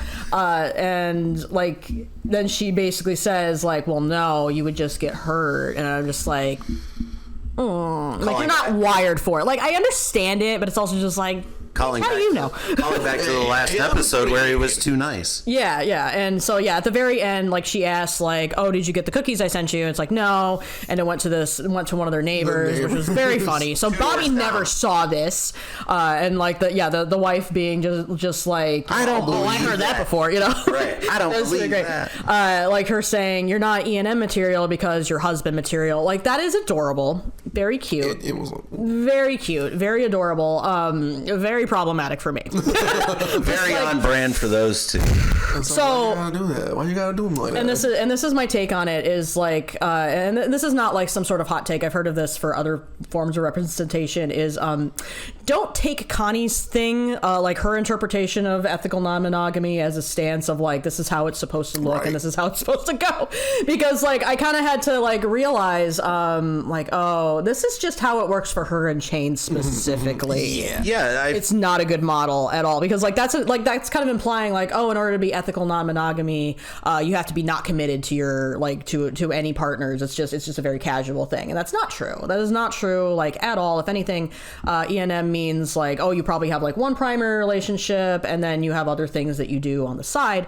So that's similar, but like just she's not connected to Chain. So my takeaway from that and like the explanation is, and from just what I know about being out in the world, get out there, people, engage with people sometimes, is that each E&M relationship is going to have their own playbook. Yes. And own set of rules. It's a kind of like a build a relationship thing. It's, you know, so yeah, like you said, it's their version of it. Right. And this is, I mean, it's true of all like non-monogamous like things. You can get deeper or more shallow into that, but essentially it works with this concept called the relationship escalator, which is like, you know, the whole like, oh, you start dating, you get engaged, you get married, you know, shack up, like have kids, like, but there's always like all of those steps are, you know, in some hierarchy of things, and that's what expected to be what you do, and that's called the relationship escalator. And so what non-monogamy often does, and the majority of it, of what those relationships look like, is to just completely deconstruct it. So later on, when Connie starts talking about marriage, you know, that actually does make sense. Or, you know, like her mom's pressuring her about it, and then she's just like, no, why do you keep doing this? It's like, you know, so that makes sense. For this episode specifically, her sorority is on our pre-approved list. That is a pre-approved list. Is this like your celebrity cheat list? Like you know it's never gonna happen, but sure, if you have the opportunity. Like just the concept of that, I'm just sitting there just like, why? Like, why? I don't get this at all. Like, I don't know. And I guess it just speaks more to Greek life. And, you know, if I had David Lesniewski here, I could ask him and just be like, does that sound like a thing that they would do? And like, he'd probably be like, yeah, totally. That entirely makes sense, you know, because like, just because I have friends that did the Greek life thing, I didn't. But apparently, yeah, like some sororities and fraternities, like they're, you know, like this is the slutty one. Like this is the slutty one. And then this is the one that's full of creeps. This is the one that has good parties. Right. You know, so I guess that makes sense, but I was raising several eyebrows to that. And then when Bobby asks her back, like, so do you have a fraternity on your pre-approved list? And then she just gets pissed off. Bitching about slut shame me. Yeah, no, and like it felt like that's the lowest of the lows. And I don't know, I was just like, is Connie speaking to like some insecurity here? I don't know. She does kind of like snap at Bobby for a lot of different things throughout the series. I'm kind of on team Bobby had every right to ask that question. Yeah, I was about to say, it's like, doesn't mean he deserves an answer, but I'm just like, that's a decent question to ask. She could have just answered with "that's between us" instead of going all. But that's Connie. It was very. I was like, oh no, Connie's still Connie. Yeah. Which again, it's like, I guess we gotta do that. But yeah, and then so back to the A storyline of this episode. Fucking Bill. Hank goes out to take the trash out and comes across Bill, finds out that he did put an end to the Peggy story in the most Bill way possible by killing Peggy off. And his house is full of people mourning, right? And she goes to confront him. She's like, all right, enough's enough. And he lets out all his emotions for Peggy. All of them. So many callbacks. It was very believable, yeah. So it even teared Peggy up to the point where she turned around, walked away, and somebody thought they'd seen a ghost. Yeah, I wanted so bad for her to just waltz right into this living room of a bunch of people that thought she was dead and just have this like huge moment. But I don't know. Not say anything, just turn around and walk out while Bill's crying. He doesn't see her. Dude, like, she was here. She heard you. Like, see, this would be like, this is like the... Put me in the writing room, guys. I'm telling you. Right? Like, this is such a... I mean, like, this is like a good thing that's what would happen if this was like a stage show of a farce, you know? Like, a farce play would be, you know, and then she just walks in. And it's just like, wait, what?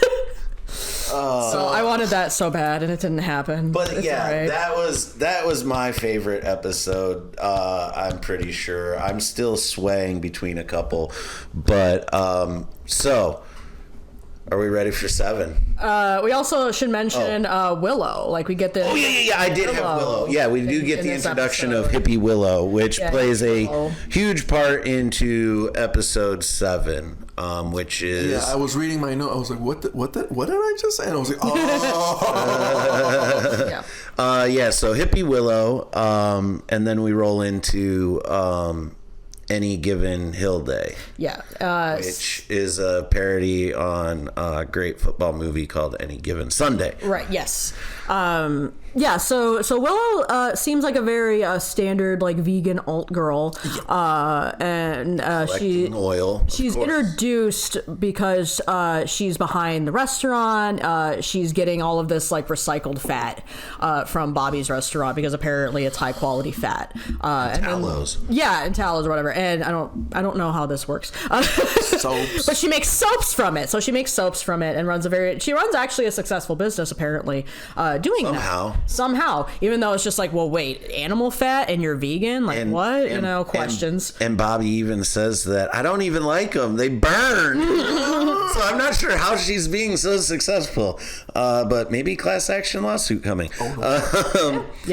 And so she stays the night at Bobby's house. It's implied that nothing kinky happened there. Just Joseph being Joseph and walking into his bathroom, just being like, dude.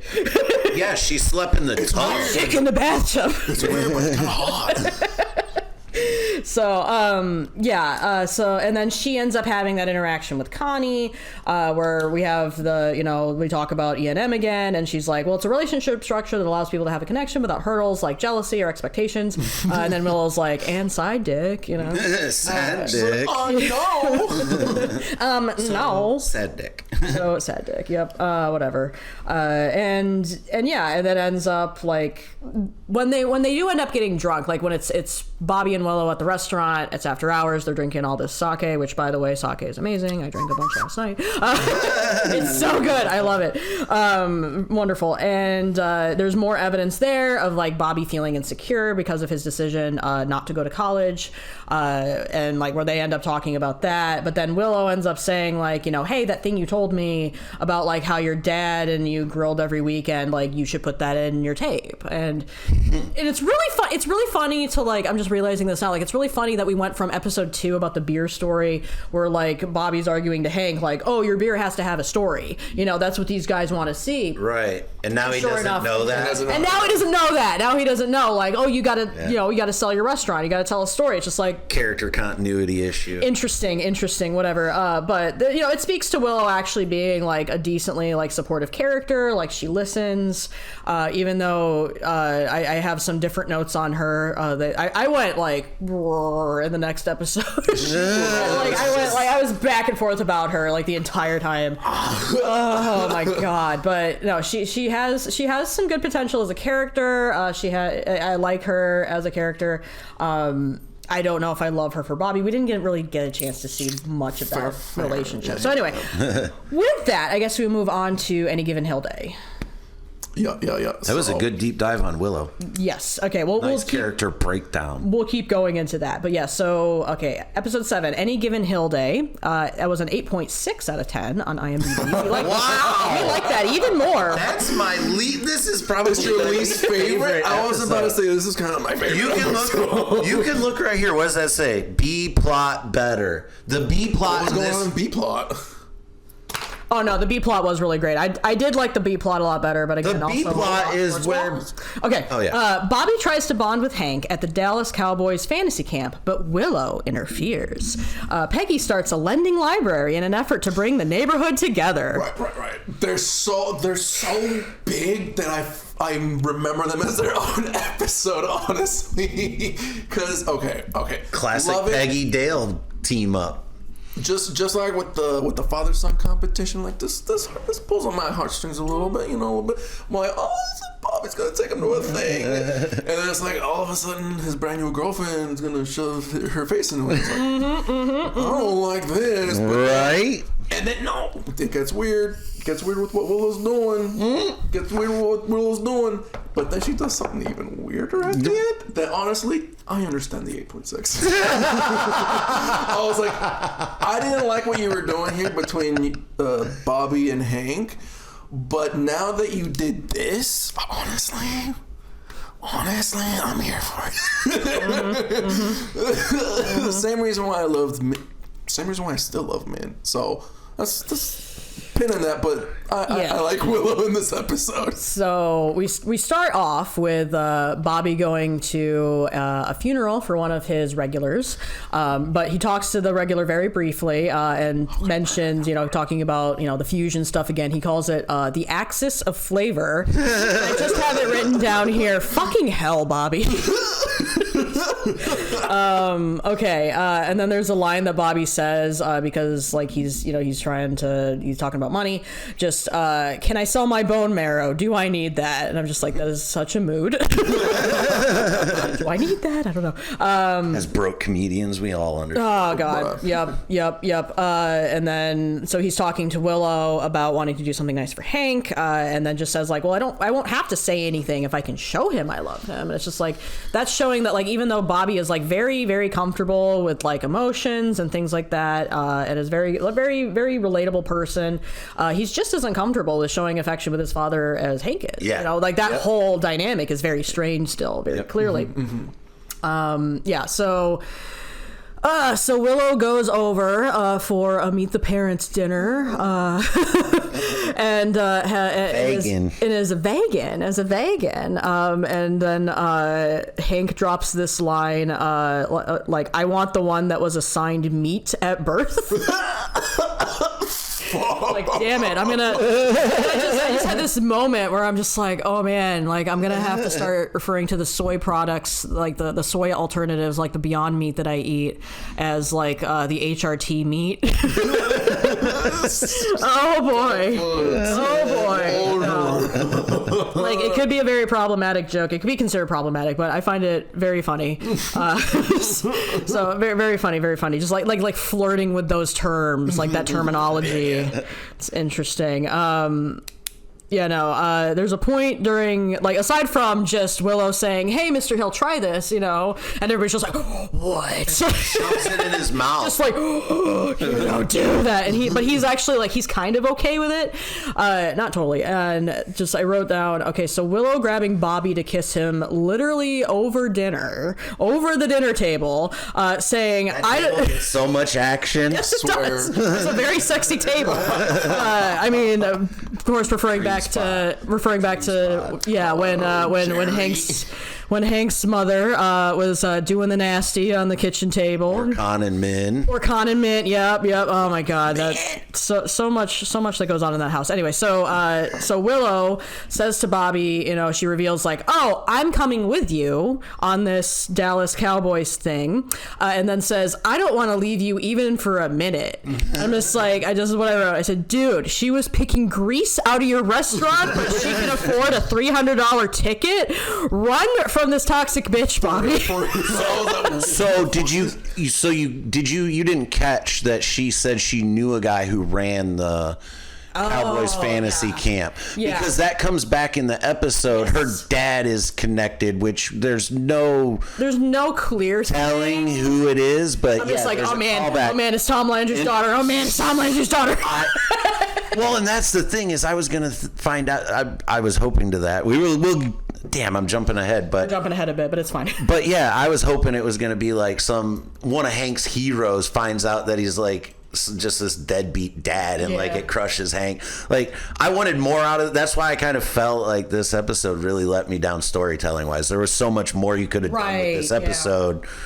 Like you said, each of these plot points could have been their own episodes, because I felt the B plot was way better storytelling than just this Bobby's not good at sports, which we already knew that. We already knew that. Like, I guess it's nice for the new people. I don't know.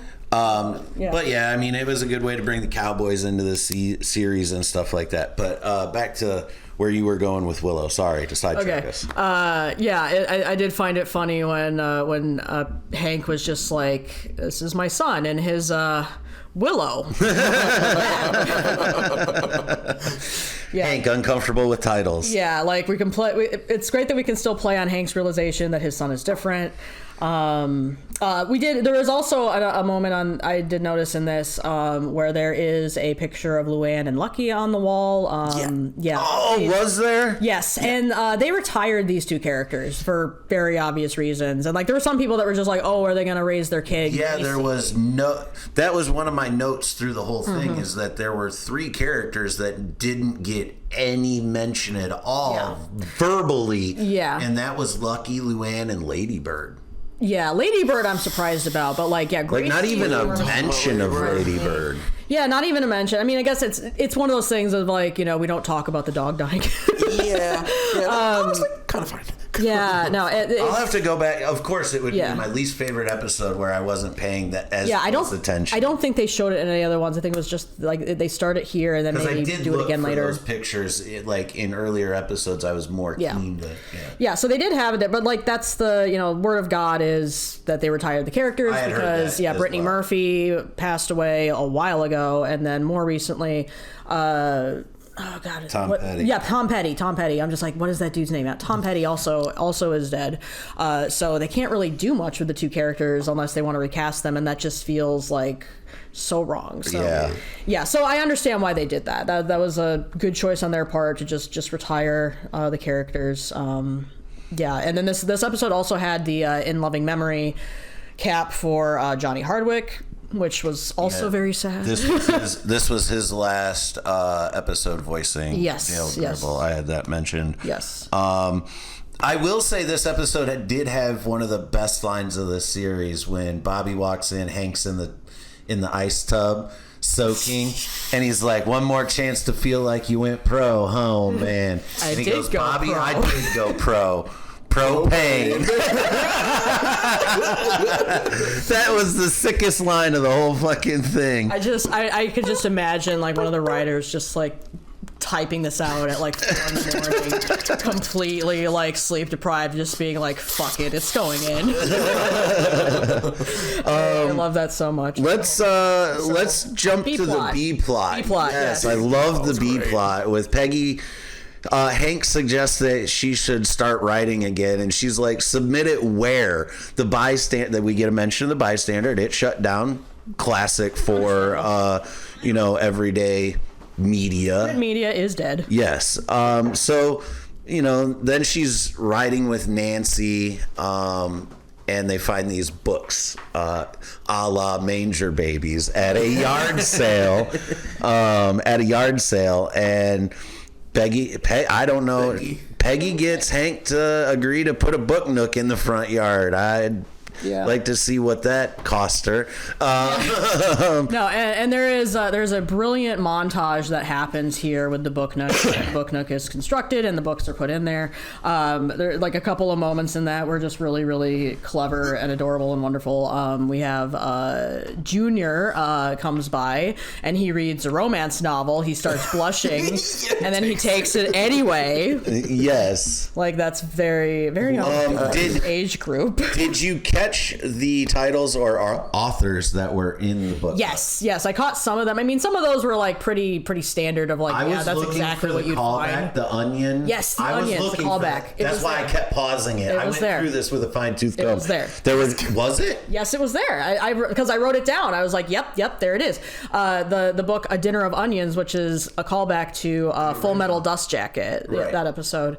That is in there. So. Okay, I did catch 2 James Patterson books, a John Grisham book, and the Britney Spears. Yeah, that was great. It's in there somewhere. It was in there somewhere. I'll have to look. I'm sure I'll watch it a few more times. Okay. And so then you get in the montage like the guy's building a bench, and then Bill starts waiting around for people to talk to, which is very what he would do. Bill ain't even reading those books. Yeah, and then there's like a dog walker that he's chatting up, and then like he still gets rejected by her. You know, she walks away. He's disappointed. You know, there's the communication of like there doesn't even any dialogue here, and we understand entirely what happened. And then later she is shown with another dog walker, and then she's holding hands with like, oh, womp womp for Bill. Okay.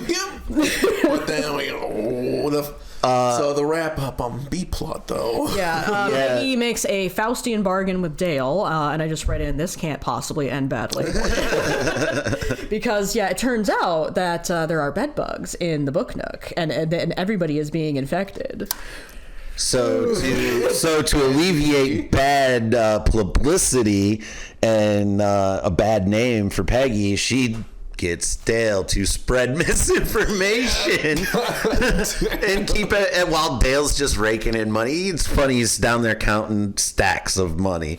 But that was funny. I mean, the wrap up on the B plot, you know, it all comes out. Because it all started because Min and Nancy were all like talking about the neighborhood gossip. Yeah. Through the apps. Yeah, like Peggy's all it's like neighborhood next door, like it's like next door. Yeah. Basically. They're like, we should be having face-to-face confrontations. Like, because the girls try to meet in the alley, which they're like, this just seems weird. And then Nancy pulls her phone out and Peggy slaps it out of her hands. No screens. And it's later shown, it's like the screen is cracked. Like cracked. And Nancy great job, Peggy. She threatens her. She goes, if you break my iPad too, I will kill you. And let's not forget from the Dallas episode that we know that Nancy is certifiably insane and like master level manipulator. If you let her, like she will fuck you up. But she is, quote unquote, a good hang. I mean, most sociopaths are, man. Wait a minute. Shit. So I fucking love how like we find out at the end, like all the misinformation's gone around, and Peggy's like, you know what? It was me. It was me. It's the books. And then they have the book burning. And the last book burning is 1984 by Orwell. Did anybody catch that Bill throws in a book, but it turns out to be his it was photos. the wedding photos, yeah. I caught that too at the end there. But cherry on top, somebody's using the Nextdoor app, being like, all these hillbillies burning books. I was like, oh my God. And then the wrap up on the A plot was at the very end, Hank has this tremendous play that he wants to get to Jerry Jones and sees the shadow up in Jerry's office, and he's like, I gotta get up there. And they go up there, and it's cutscene Willow avenging her father's firing by taking a number 2 right on the man's desk. I just. Hank and Bobby got more of a view than they cared for. Yeah, and then Hank immediately loses respect for her. After she had already seen him full frontal in the showers earlier in the episode, he was mortified by that. So yeah, that was that episode. I just imagine like the King of the Hill writers just really was a shitty episode. It was a shitty episode. Like watching like the first season of White Lotus, and then just like taking notes like. Disgruntled person taking a shit. A+ writing. People love it. Yeah, my actual note was, what was that crap? Because I was like, oh, like the scene leading right up to that where Hank's like, oh my god, it's a shadow, we gotta go. And she's like walking in. I was like, what the fuck am I doing? Like, are we gonna find out who That's what I was thinking. That's what I wanted to happen, not... Puts the photo down. I was like, what's going on? She stands up. I was like, oh! It was so easy for her too. So all that oils and lubes probably just like she's got a good digestion tract. She's got a well-oiled pooper body. As well as little side thoughts, like, well, being a vegan, I'm sure that was very, very fibrous. Kind of jealous. She could just call it on command. But I'm kind of jealous of what she probably left. Because let's not talk too much. It's all that running around. Like, but they're just like, oh, again, okay. Yeah. That's funny. So yeah, let's cut to episode 8. All right. Conscious unseparation. Conscious uncoupling, and that is KAHN. Shuss. 8.5 out of 10 on IMDb. The Suppanusin Pones throw a lavish anniversary party to hide a secret that only Hank knows, and he's very bad at keeping secrets. Bobby is stressed out catering the party while trying to help Connie.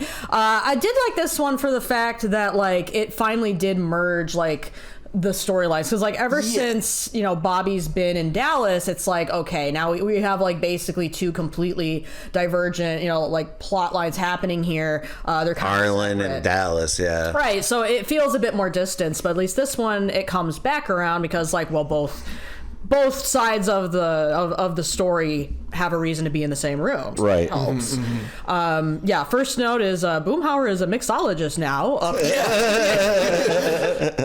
And it is nice that in this one we did get a nod back to Khan's mother, Laoma. The episode made in Arlen, because like Laoma is widely considered to be the best girlfriend for Bill. Yes, like, he's had several relationships over the course of the show. Fan opinion is basically like, well, Laoma was the best, and he should have stayed with her. And it just felt like it just didn't feel good that like after that episode we just don't mention her like ever again, and it was just really sad. So we did get the confirmation in this episode that like she did pass on, which is understandable, that she was pretty old. And Bill is absolutely not invited to this party. He is banned from this party. Like we also find out that he's not allowed to third wheel, that bowling is only a couples event. And apparently Nancy and Dale are not the couple. It's Dale and Boomhauer. Like, who wins in that? Or like you get Nancy and then I get Dale. Like, who wins in that race? Dale. Just I don't know. I love the episode Nancy Boys, which we talked about the last time together, and so like just that, I'm like, oh my god, Peggy. So yeah, the whole idea of that, like, that was already explored, of just like the two couples hanging out together does not really work that well. And they already had a hangout with them earlier in the season to the presidential library. Yes, maybe they were just like, hell no, to the presidential library sucked. I'm not doing that with you guys again. And the fact, one of my thoughts on this episode is the fact that we saw Min several times earlier, and this is the first time, episode 8, that we're seeing Khan. Yeah. And my big note here was Khan, question mark, question mark, question mark, question mark. Who the fuck is this guy? Not only did they recast the voice, but they redeveloped the design of the character. That was my hardest bump, was that if I had a number one gripe, it's Khan. I'm sorry. That's it. Yeah, and that's fair. Yeah, it is revealed that like There's good practices, but then there's also right. There's better choices. Yeah, and like I mean, I at some point earlier, like I don't remember which one it was. I think it was like maybe like the episode before, like 2 episodes ago. But like there was a shot of like I think it was like Min's blog. Like Min has a blog now. Yeah. And so like she's doing well. She's flirty and thriving, and that's great. We love that for her. And then Khan is living in the garage.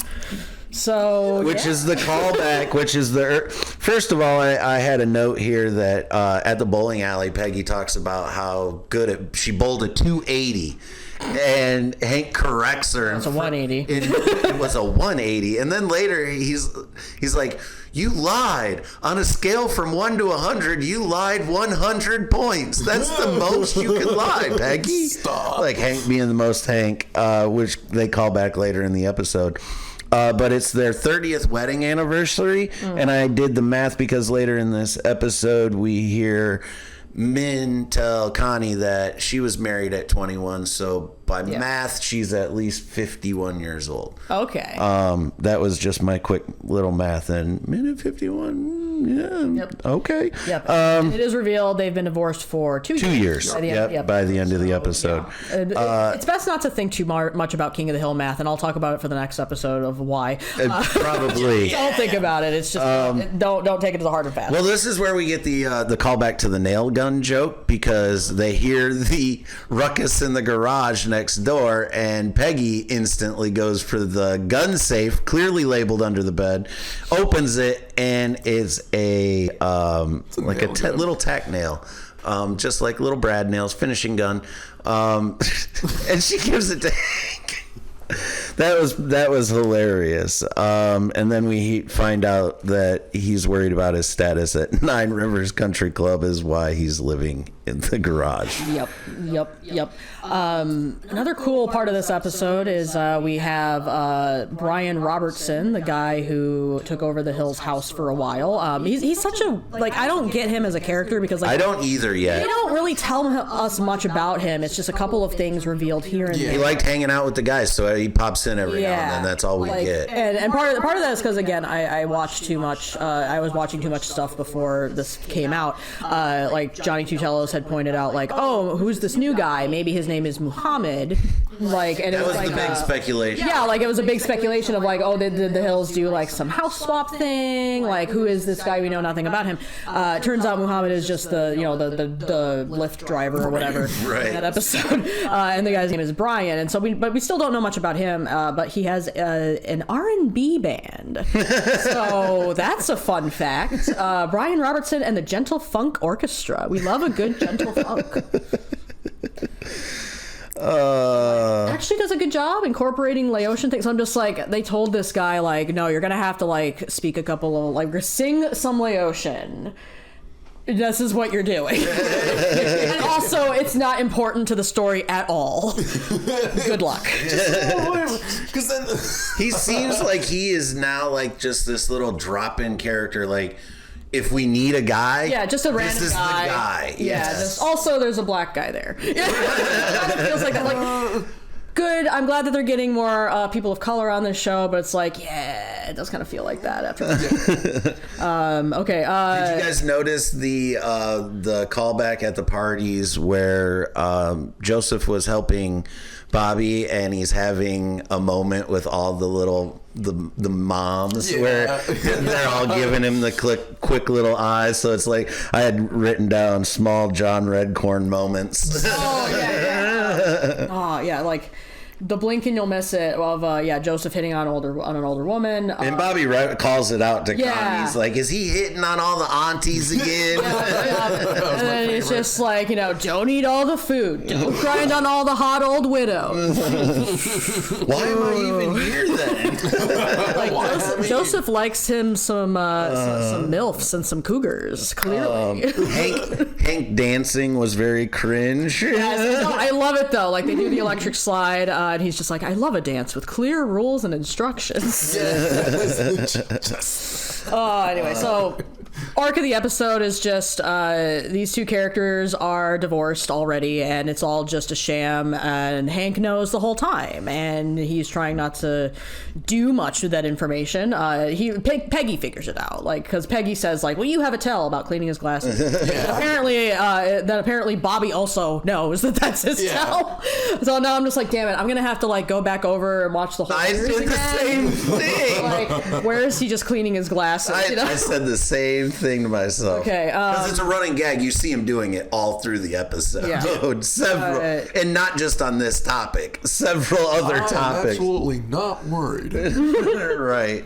Yeah, and it ends up getting pretty mean because like Con and Min are talking about all the other duds that Connie has dated, because now she's, publicly at least with Chain, but like, she's displayed as like entirely uncomfortable with him touching her and stuff. So it's just like, why is she with this guy? I don't know. I have no idea. Like, what are you doing with this guy? Like, obviously, like, he's having you as a nice front for his parents, because of course that's what he would do. But like, what are you getting out of this? Like, literally, like, what are you getting out of this? Why Chain at all? Why E&M at all? It's not really explained of why she's, I'll tell you why. Why? What is that? He must have something. Yeah, that could be. He could have something, and we can talk about that. He's a very bad non-monogamous though. Going back to my earlier E&M rant. And like, so she's saying like, oh, we're dating casually, and so it's just like, oh, okay, so it's a casual relationship. She calls him out for it. Yeah, and he just says, I wrote this down because it's just that like telling to me, where Chain says, because she's all bummed out, she's having a hard time at this party, and then he's just like, well, you know the rules of E&M, we don't have to burden each other with our problems. Like, I thought that's what we loved about this arrangement. Stop forcing me to feel your feelings. This isn't consensual. I don't feel safe. And it's just like, that is just okay, like that is such a great demonstration of somebody doing it badly. So now I'm like, okay, like there is that element to that of just like, of course Chain would not be doing this correctly at all, and like it is a demonstration of like, unfortunately, when people who are non-monogamous get out there into the dating scene, it's like, well, who's out there in the dating pool? Not the emotionally safe people that are emotionally available because they're already in relationships probably, and in the case of non-monogamy, they would be polysaturated probably, meaning they're not taking on additional relationships. But what's left? It's all the emotionally unavailable people that are not really all that in touch with their feelings, avoidant attachment stuff. Like, so it is very important to address your emotions and needs constructively without resorting to tactics like Shane is doing of emotional withdrawal, shutting down empathy. Have to put that in there just to mention that. Okay. So Chain sucks. Still sucks. All right. But yeah, so yeah, and Min and Con call Bobby a chubby stepping stone, and that him and Connie did not have a real relationship. It was just puppy love, and it's just like, dude, they dated for like 2 years. It was 11 seasons. Yeah, 11 seasons. It's puppy love. Like canonically, like 2 years. It's just like, okay, they're 13 or whatever, but like that was a serious relationship.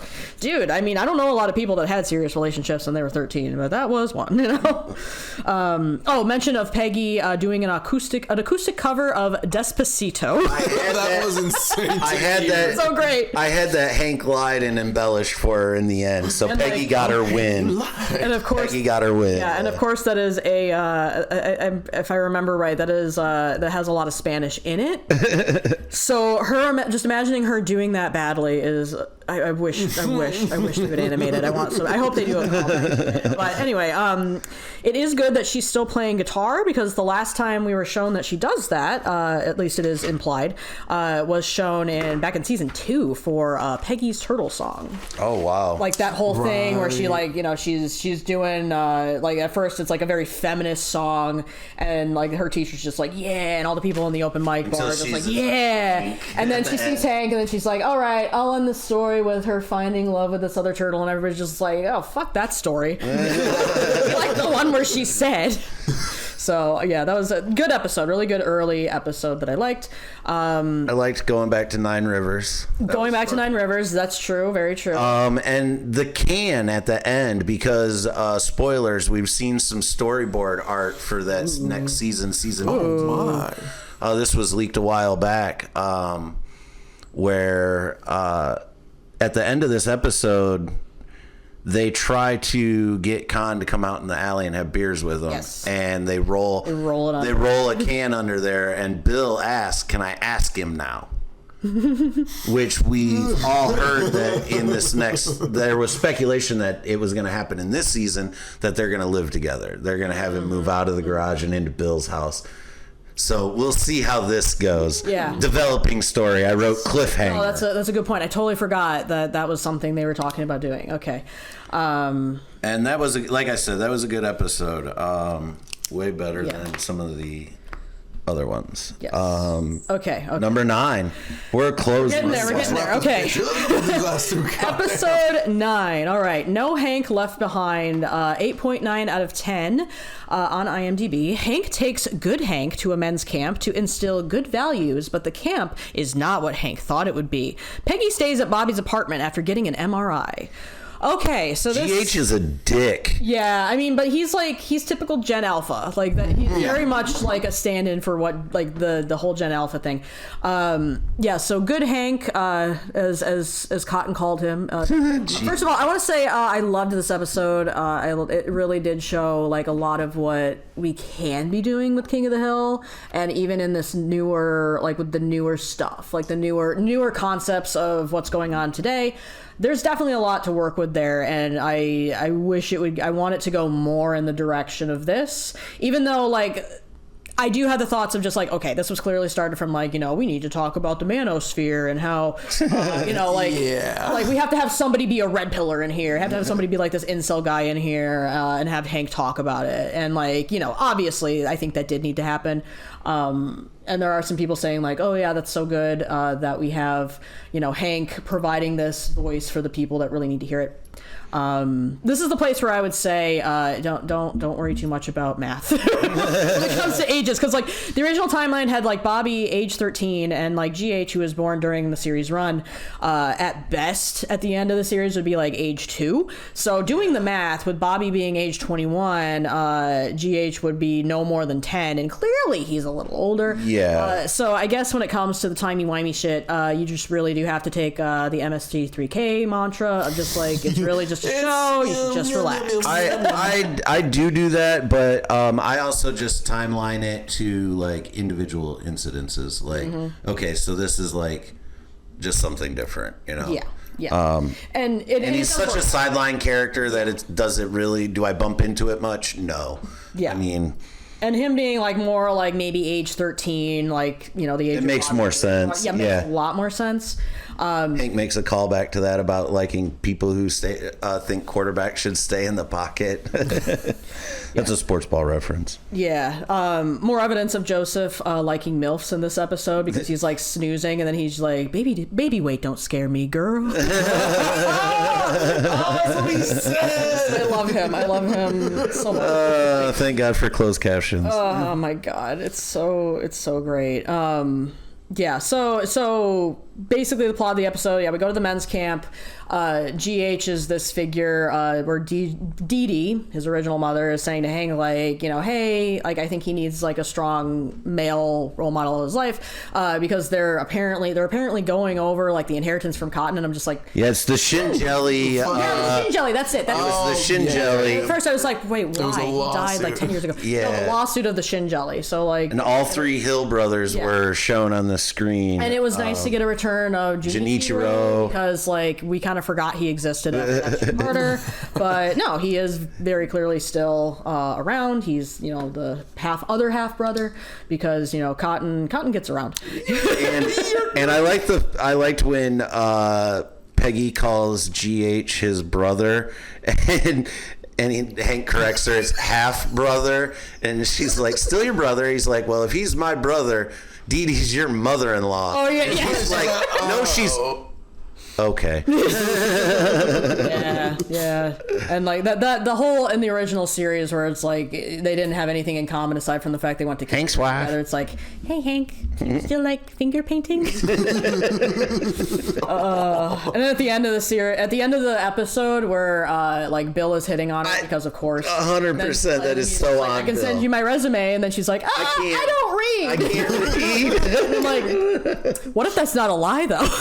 Actually, I believe it. Actually, because Cotton that's had a believable. penchant of finding women that kind of couldn't. He clearly liked airheads with big cans. Sweet caboose. That's what he liked. At least through the spectrum of a jar, because that's how they. Oh, yep. Yep. We can get to it. I got something to talk about, Okay, but do we it. can get to it. Because, dude, Good Hank spooked me towards the end, and that's what I'm saying. I'll wait until we get towards the end. Okay. We start and then we'll go. Okay. Okay. Yeah, because I have some things there. No, I have some things there to say about that too. Yeah. Okay. I don't want to jump around too much, but I mean, I do want to say for like the Peggy thing. I didn't love this B story. I did not. It was either. weird, and like there's a point where it's like the doctor's just like, well, how did you figure out that her panic attacks are psychosomatic? She's like, isn't that just what they are? Like they're not like So, that's what they are. I was like, Is the Dr. panic Mumbo attacks Jumbo. going in the MRI machine? Yeah. Like, I started thinking like Yeah. she fell out of a. Yeah, Right, like, yeah. And what the hell do you is think this? they did not run her through some of that shit? Like, where is this coming? It just seems something out of like the blue.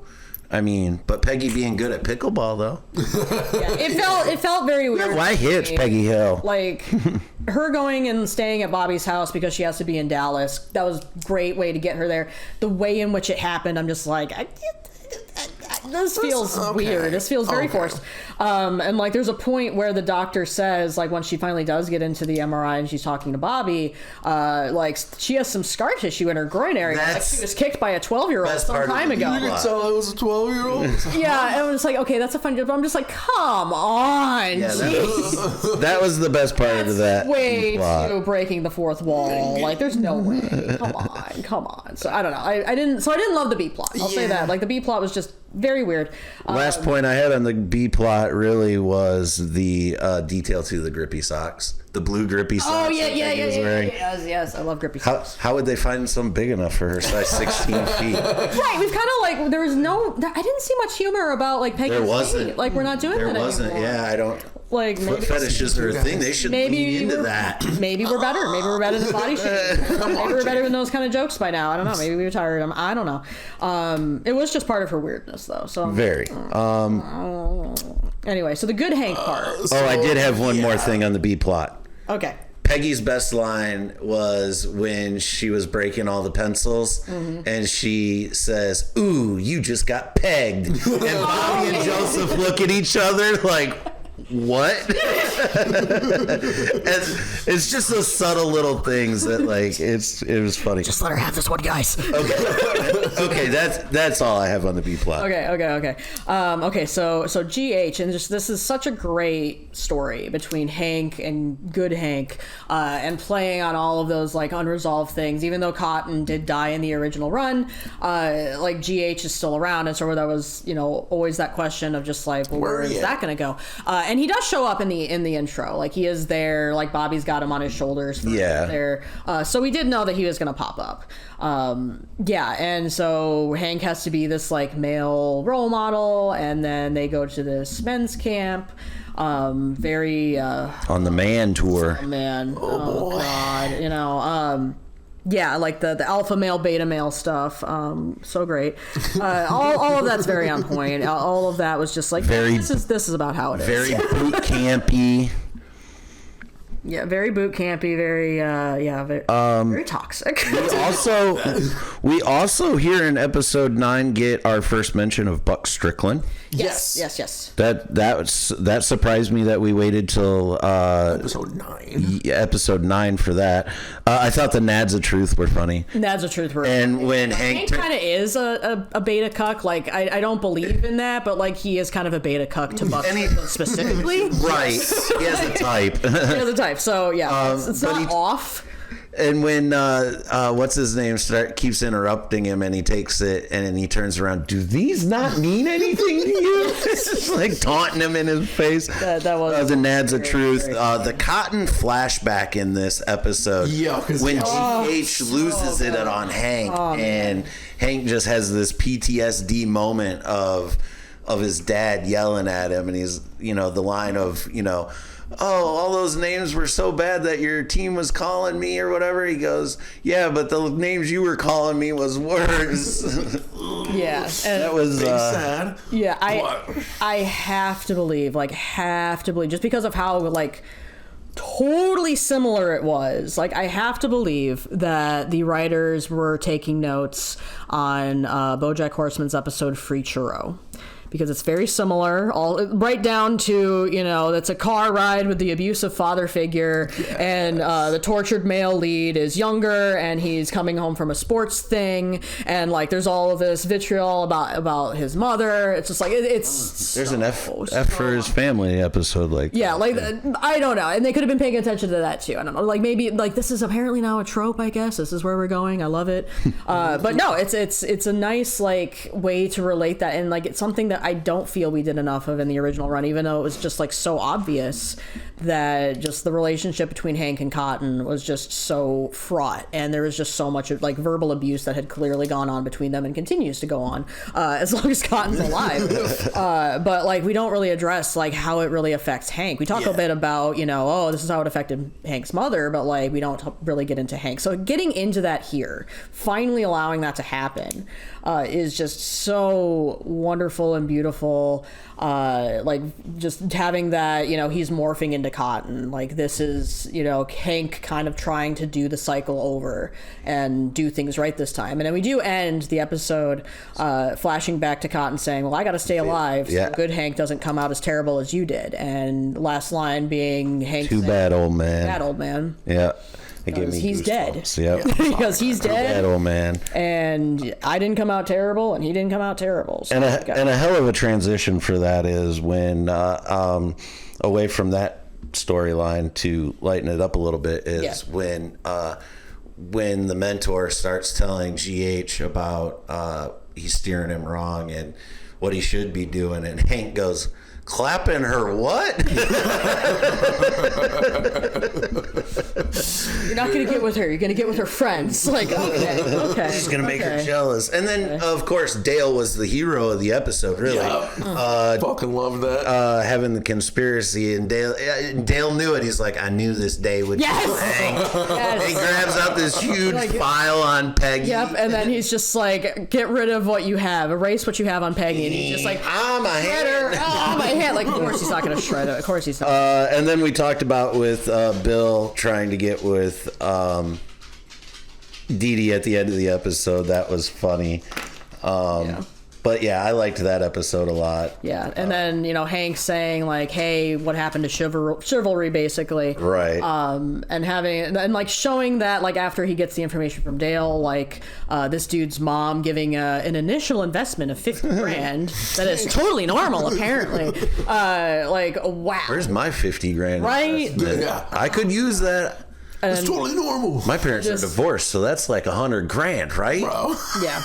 And the whole tension of the episode is good Hank got friend zoned by a young lady, and then Hank is basically saying well, you need to respect her decision, and then everybody else in the room is just boo, and then he's just what's wrong with respecting her decision? That's what you base a good relationship on, guys. I'm the only one here that's been married, so I think I know what I'm talking about. Right? Yeah. He's like, oh. Yeah. Oh. Maybe this guy does make sense. And then it's let's go be nice to our bitches. We'll work on that. And I just wrote in here, I just have to say this and put this into the universe. The guy, once all the guys in the that are in this camp start to reevaluate themselves, which and then everyone clapped. It doesn't happen, but let's pretend.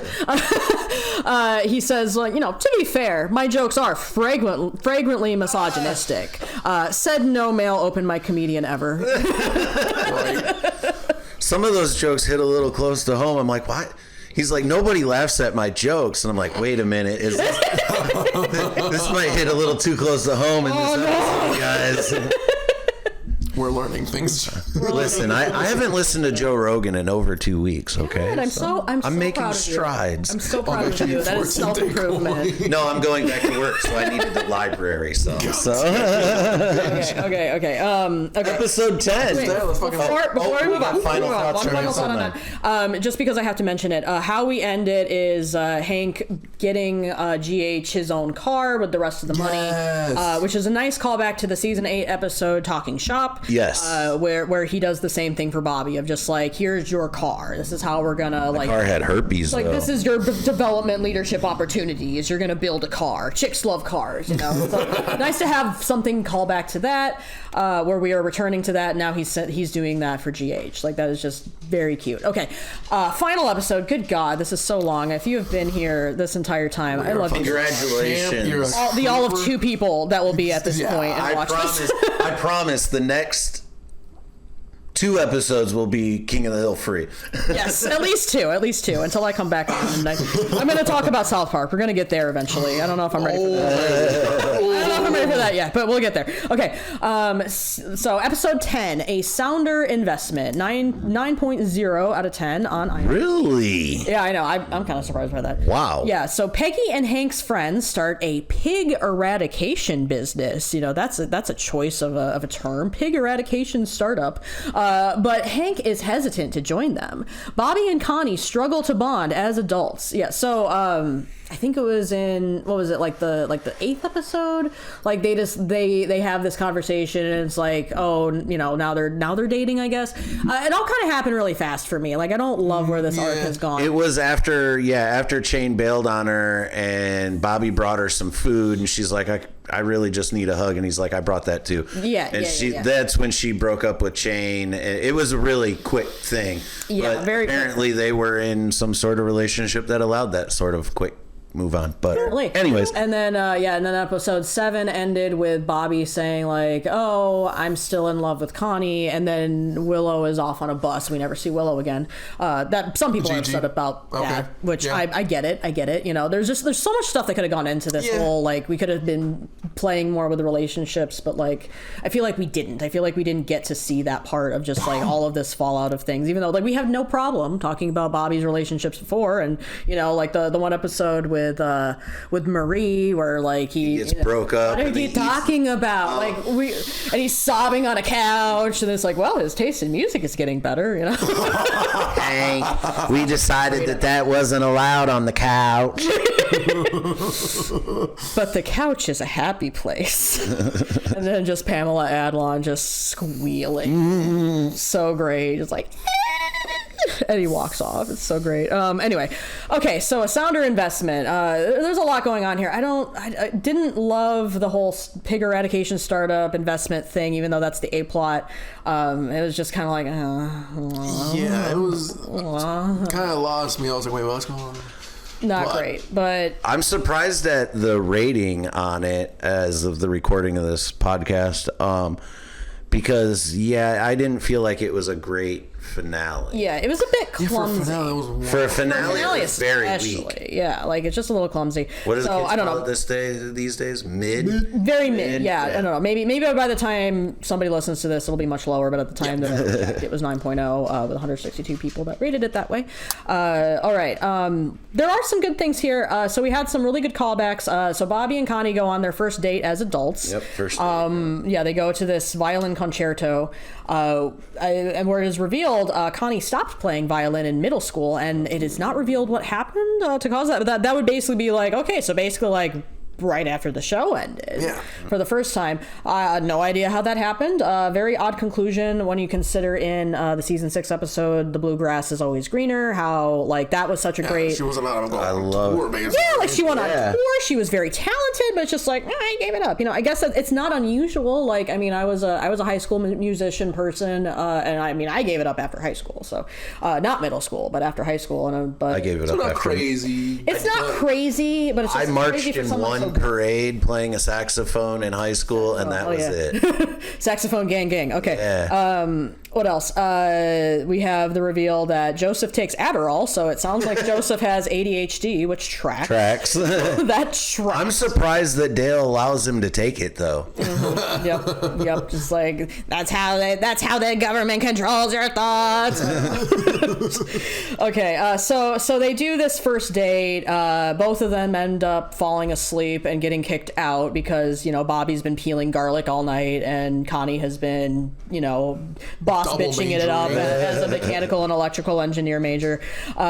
So yeah, not the best date. And then they go to this like bounce house place, which is a nice. They do a direct callback to the season 5 episode, "'Twas the Nut Before Christmas." Yes. Where Bill has Bill's bounce house. Bill has the bounce house, and like Connie is obviously remembering it, much more fondly. Bobby remember that creepy guy that bought us all beer, like grew up.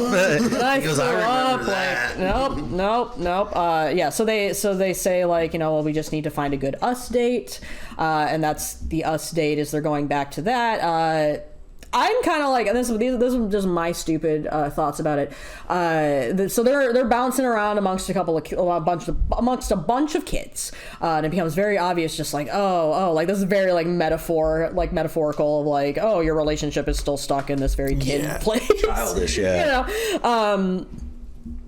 it plays when they're bouncing. They have this like very, very brief moment of like romantic bouncing, playing "Every Woman in the World" by Air Supply. It would have been really nice. I don't know. I just thought it would have been a nice callback to play "Life in a Northern Town," which is the song that played for Buckley's Angel during that episode, the season 3 episode "Wings of the Dope," where Buckley is dead and then Luann is like bouncing with him. It's all romantic and shit, and like that was a very well received thing. So I'm just like, man, I almost kind of wanted it to be that, but then maybe it would have been like too on the nose. I don't know.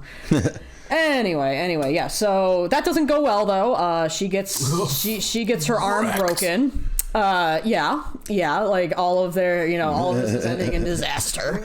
But very, very sweet, very adorable that like she's in the hospital and Bobby just knows like all of the things about her, like knows like all of her allergies and her blood type and shit, and then it's just like, oh, are you next to kin? Like, no, we just started dating. Okay. And the cafeteria worker asks him when he goes to get the food, then like, is this for your little brother or sister? No, she's an adult, I promise.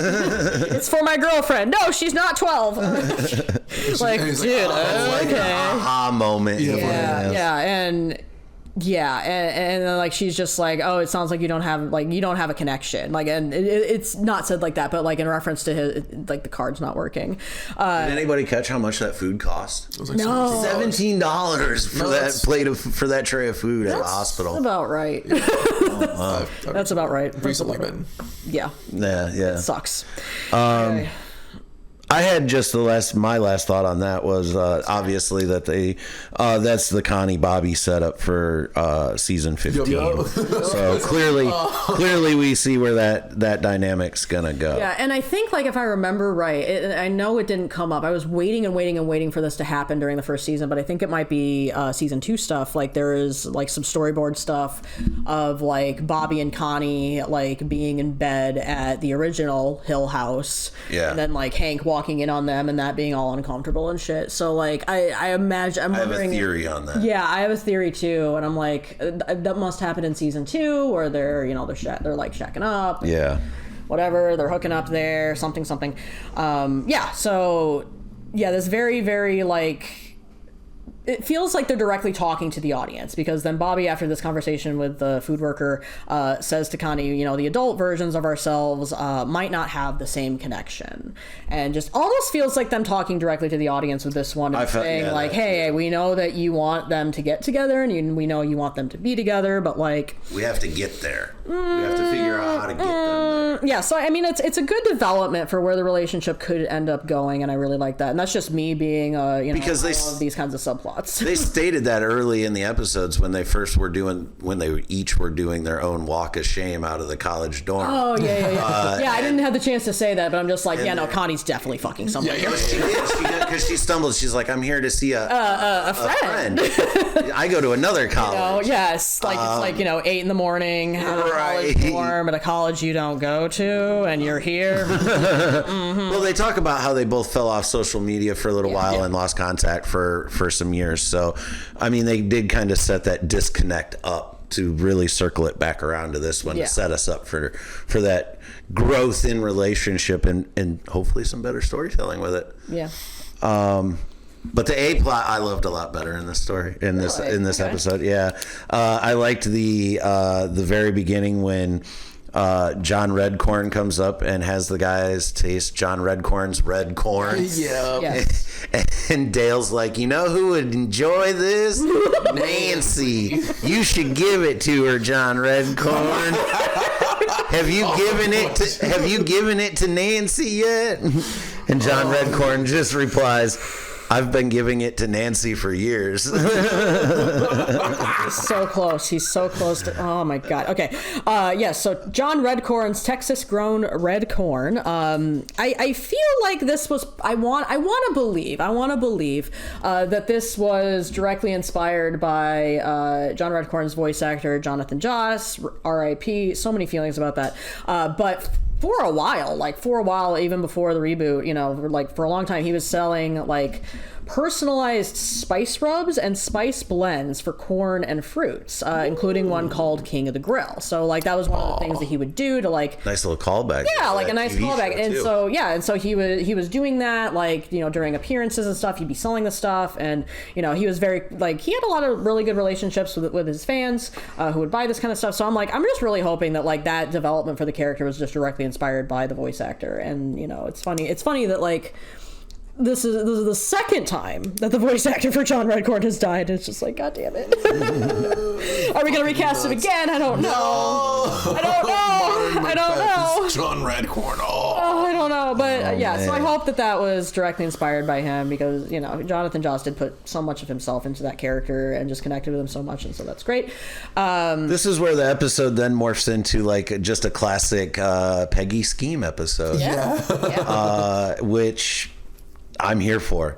Unhinged Peggy Hill. I love it. We love Unhinged. Go ahead with you were talking about the red corn. Right. So we end up ending the episode with investing in that, but that was kind of a, that's throughout the episode. But initially it's for this pig eradication thing because it's on his land, I think is how that went. Yeah, we don't. He can't mass produce it because the pigs are eating his corn. Yes, and that's when they decide they're going to take out the pigs. Yeah, and there's a line I want to mention this. There's a line from Dale in the episode saying "cha-cha-ching." That's what I say now. Get used to it. I'm just like, I don't like that. And there's a callback to it later at the end of the episode as well. Yeah.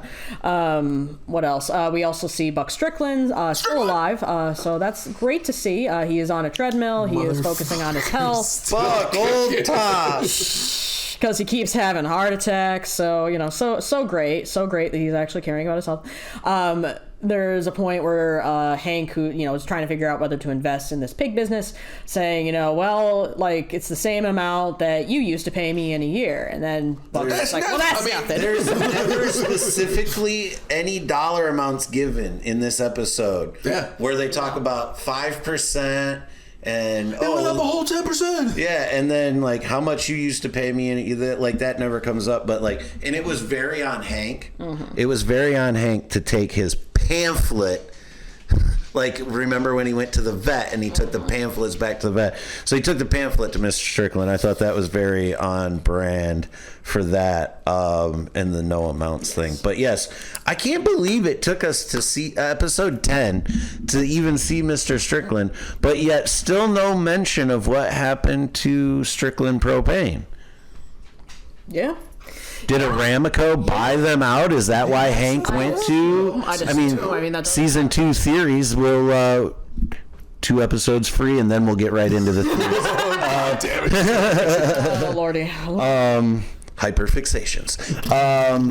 And one little other thing, 2 other little things earlier in the episode that we've passed I wanted to bring up was when they were talking about things to invest in, Hank brought up it was better than the dog Uber idea that Dale had. And Dale starts explaining I love that joke. He's like, if a dog can guide a man across the street, why can't he drive a car? And Hank's like, your idea... Never mind. Like We're not even and then the Whataburger placement ad, just the little Whataburger product placement with Joseph and Bobby. I thought that was cool to see. No Whataburgers around here, but anyways. And the cha-cha-cha-ching is a callback at the end of the episode when Nolan Ryan shows up. And he's like, "Oh, I just came up with it," and Dale like goes after him for it. Oh, but the best part about Nolan Ryan showing up is Hank goes to go to the bathroom, and Peggy says, "I'll get him to sign a football for you." I know nobody else is sports ball people, but for those of you that don't know Nolan Ryan, one of the greatest pitchers of all time. In baseball, not football. So that's, if you didn't get the joke, I just mansplained it for you. Thanks. Jay, honestly, I did not know that. It makes it so much better, actually. That's on brand. That's on brand. Other side note, we have the really great line from Hank of, "I don't know how to kick someone's ass over Zoom, but I'll figure it out." Yeah. And when he says whoops when he closes the laptop. Peggy got her hero moment though. She sold before the balloon burst. Did you guys catch that she did it? She said that she did that like before any of that happened. Yep. And then like he goes in the bathroom. He's like, you know what? I'm just gonna pop this bubble. Pop it in. Yeah. And he's all bummed, and she's like, "But I sold." It's like, Hank, you weren't listening. It's funny how he admitted defeat, but yet didn't really want to admit defeat. The way he danced circles around explaining it to Peggy was quite interesting. I caused it. Yeah. So, but very on Hank is he says, we got to go back and we promised to kill these hogs, so we got to go do something about them. Get some help from everyone with their new trucks. But yeah, that was all the notes I had on that episode. I think it was mid for a season finale. They could have done it a little better. Finale, yeah, like in terms of the entire arc, like I definitely I wish that there was more into like the development of the Connie Bobby thing more than just we had a karaoke moment and right. Like I'm still in love with her. Like, even swapping some A and B plot lines, and maybe like I said, even episode 3 and 2 need to be switched around. Yeah. But like. I don't know. So on a scale from 1 to 5 propane tanks, what would you give the revival season? Man, I would put you on the spot. Oh God, I'd give it. I'd give it a solid 4. That way, you have something to work towards. Way to call it back. Way to call it back. Yes, sir. Perfect answer. Yeah, no, seriously, it would be a 4 because I'm just like, it's so much of this is good, and I think Mike Judge definitely learned a lot of things from doing the revival of Beavis and Butthead, which ended up being like, we're gonna have Beavis and Butthead in one timeline where they're still 14, and then in another timeline where they aged and now they're old, like just like and that's just like such a what? Like why? I love it, but why? Yeah, I haven't watched the new Beavis verse, but it's not bad. I don't have that streaming service. Yeah, no, it's Paramount, so like it's not bad, and like the movies are kind of I don't know. I don't love the movies, but just anytime where it's Beavis and Butthead doing like more music videos, I'm just like, yes, I am 100% here for this. I need more of this. I have seen clips where they're doing like YouTube videos. Yes, now that was part of the reboot. Yeah, that was part of the reboot. Is that they ended up doing a lot more like YouTube, TikTok stuff, and way less of actual music videos. So like that was interesting. But they still got some music videos in there, like Jack Harlow. Just like Jack Harlow. I'm here for that. So yeah, so Mike Judge is very, very talented as a showrunner. He does such a great job, and he's been doing a great job. But just like some of like the little like I don't know. I will say that it is wonderful. One thing we didn't really touch on is a lot of the voice actors, like the new voice actors in this reboot series. A lot of them were just like so stoked to be cast because like they grew up with watching this show and just being like, oh my god, I'm gonna play this character. To be a part of it. Yeah, like that is so great. Like that's just so wonderful that we have that. Like it just has that legacy about things. Yeah, like I didn't even realize until like I was almost done that it's like, oh yeah, they changed Chain's voice actor too. I didn't even realize that because like originally it was Pamela Adlon, so it's like, well, you wouldn't want Pamela Adlon voicing two of these main characters. That's not a great idea. Or financially. Yeah, right. So, right. So Pam, you are very talented, but finance is a business. You know how it goes. Needs to be Bobby. Yep. So it was Ki Hong Lee that replaced her. I did not even realize it, but it makes sense. And I think, if I remember right, he's the guy that played Dong in The Unbreakable Kimmy Schmidt. So like, I'm just like, yes, I love this. I love that we have more of that Asian cast representation. I love that we are giving more work to these other people that have shown that they are pretty good at doing these things. So that's great. But there are definitely some like I want to see more from like Luke Jr. I want to see more of like that relationship, the girlfriend. Yeah, the more dynamics because we briefly talked about that, but yeah, we didn't get much into that other than a stumble of stepdad duties, but yet we find out they're just dating. So yeah, lot of boom holler. A lot of questions. I mean, we found out a lot about all the other characters except for him. Yeah. And I still feel like Connie has a lot of things that she hasn't quite. A lot of development. Yeah, there's a lot of development that hasn't happened there. I still don't understand why she chose to have a relationship with Chain in the first place, because it's like literally you spent like your entire like childhood. Had to do something with her. Yeah, and that's fair. I mean, I guess that's the most on-brand character to do it with. You couldn't see Bobby going that route. Yeah. Yeah. I want to see more from Brian Robertson as well. Just would like to see more. I hope Willow comes back. I don't know if she will. I hope she does. I think that was like I said, episode 7, right? Yeah, 7 was probably my least favorite. Yeah. And there was so much more you could have done with that character other than to make her a one-off character. Yeah. Like, let's find out who her dad is. Yeah. Like, these are some unanswered questions. This is the Rey Skywalker now. The King of the Hill series. You have to bring her back. Who are her parents? Who's her parents? Oh, my God. But I'll tell you on first watch, I probably would have rated this a 3. Yeah, no, that's fair. First watch, I went, oh my God, be careful what you wish for. Yeah. Because I was underwhelmed. Upon second rewatch, I bumped into things less. Still, the con, I can't get over that. Yeah. Like his redesign. Like, who left him out in the sun too long? He looks melted, and just his voice doesn't match. The energy doesn't match. Like, if it was just the voice. Yeah, if it was one of those things, but you went for the trifecta here. Yeah. Energy, look, and voice, all wrong for me. But upon a second watch, yeah, I find it more of a 4. Like you said, strive to work for some things. Season 15, get me up to a 4.5. But what about your final thoughts on the revival? It's not a reboot. It's not a remake. It's a straight revival. Season 14, not season 1. Right. Yeah. True. It is chronically listed on Disney Plus. So chronologically. I make words up. That's what I do. Come over. I got the chrononic. I hate to be an echo chamber, but that's a new dispo store. Yes, it is. Chrononic. In our mall, guys.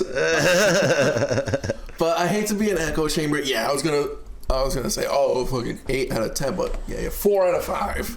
4 out of 5 tanks, because I don't know, 10 episodes. kind of feels like not enough. Half a season. Not enough. I'm anticipating they drop another 10 episodes before season 15. They won't. I think you'll get season 15 probably around next August of 2026. I'd rather it be season 14 still. It won't be.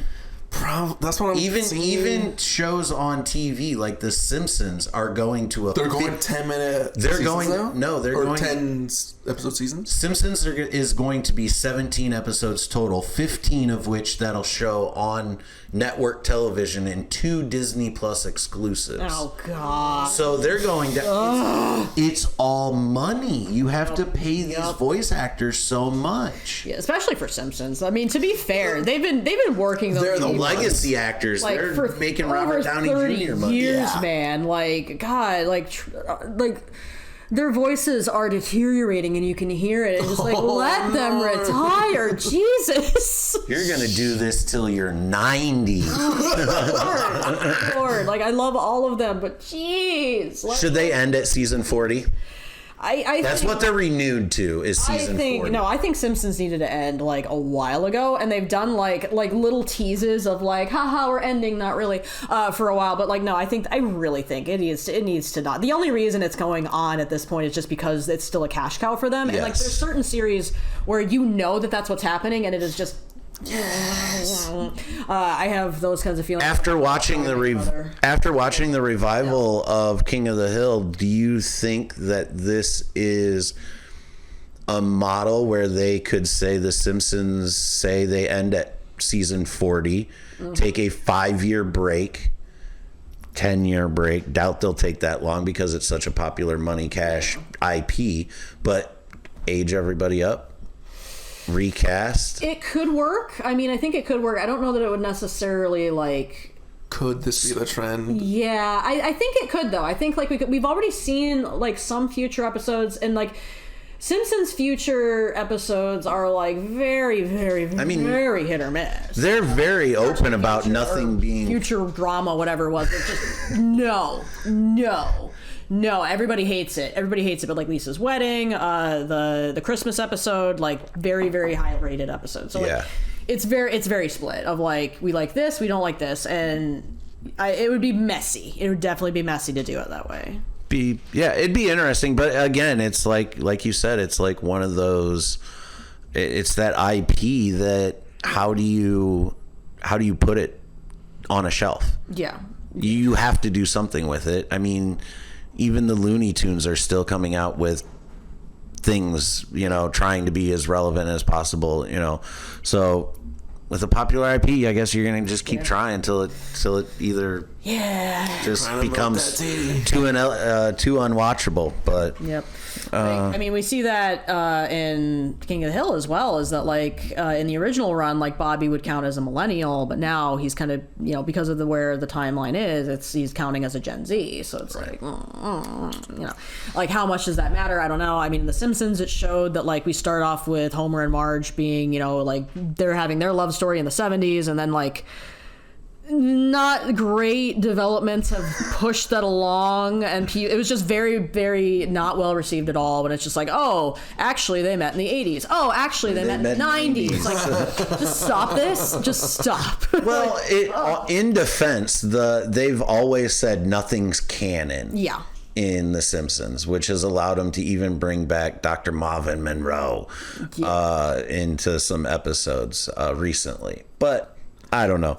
Okay. So we transitioned from King to Simpsons, but any other final thoughts as we've done an extensive deep dive into all 10 episodes. Oh my God. If someone cares about my opinions this much, please tell me. I said it on Facebook yesterday. I took more notes on this show than I did my entire scholastic career, and that probably tells. To be fair, it was not very long. It was only 1 year shy of official, but guys, let us know your thoughts on this revival in the comments and on social medias, or just punch us in the face for bad ideas. Mostly me. Punch me in the face. Yeah, don't punch either of these two. Please don't punch me. Or at least threaten me too.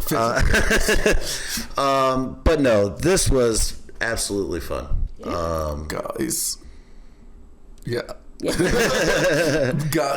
zooted talking about King of the Hill. The propane tank is out of fuel. That's my fault. We are burning, Sputtering. and we are burning the food. So, all right, guys, check us out. Do a thing, say a thing, make a thing. It just might change your life. Got anything you want to plug, Lisa? No. Go watch Cox in Space. I don't know if that's how long that's gonna go, where that's gonna go. For where I am right now, it's going somewhere. So go be interested in Cox in Space. It's going to space. It's in space. Guys. Fucking. My butt hurts. I think my ass is gonna look like Hank's after this. Oh my god. My fucked up back, I'm gonna stand up. Oh boy. Oh man. We're done recording, right? Yeah.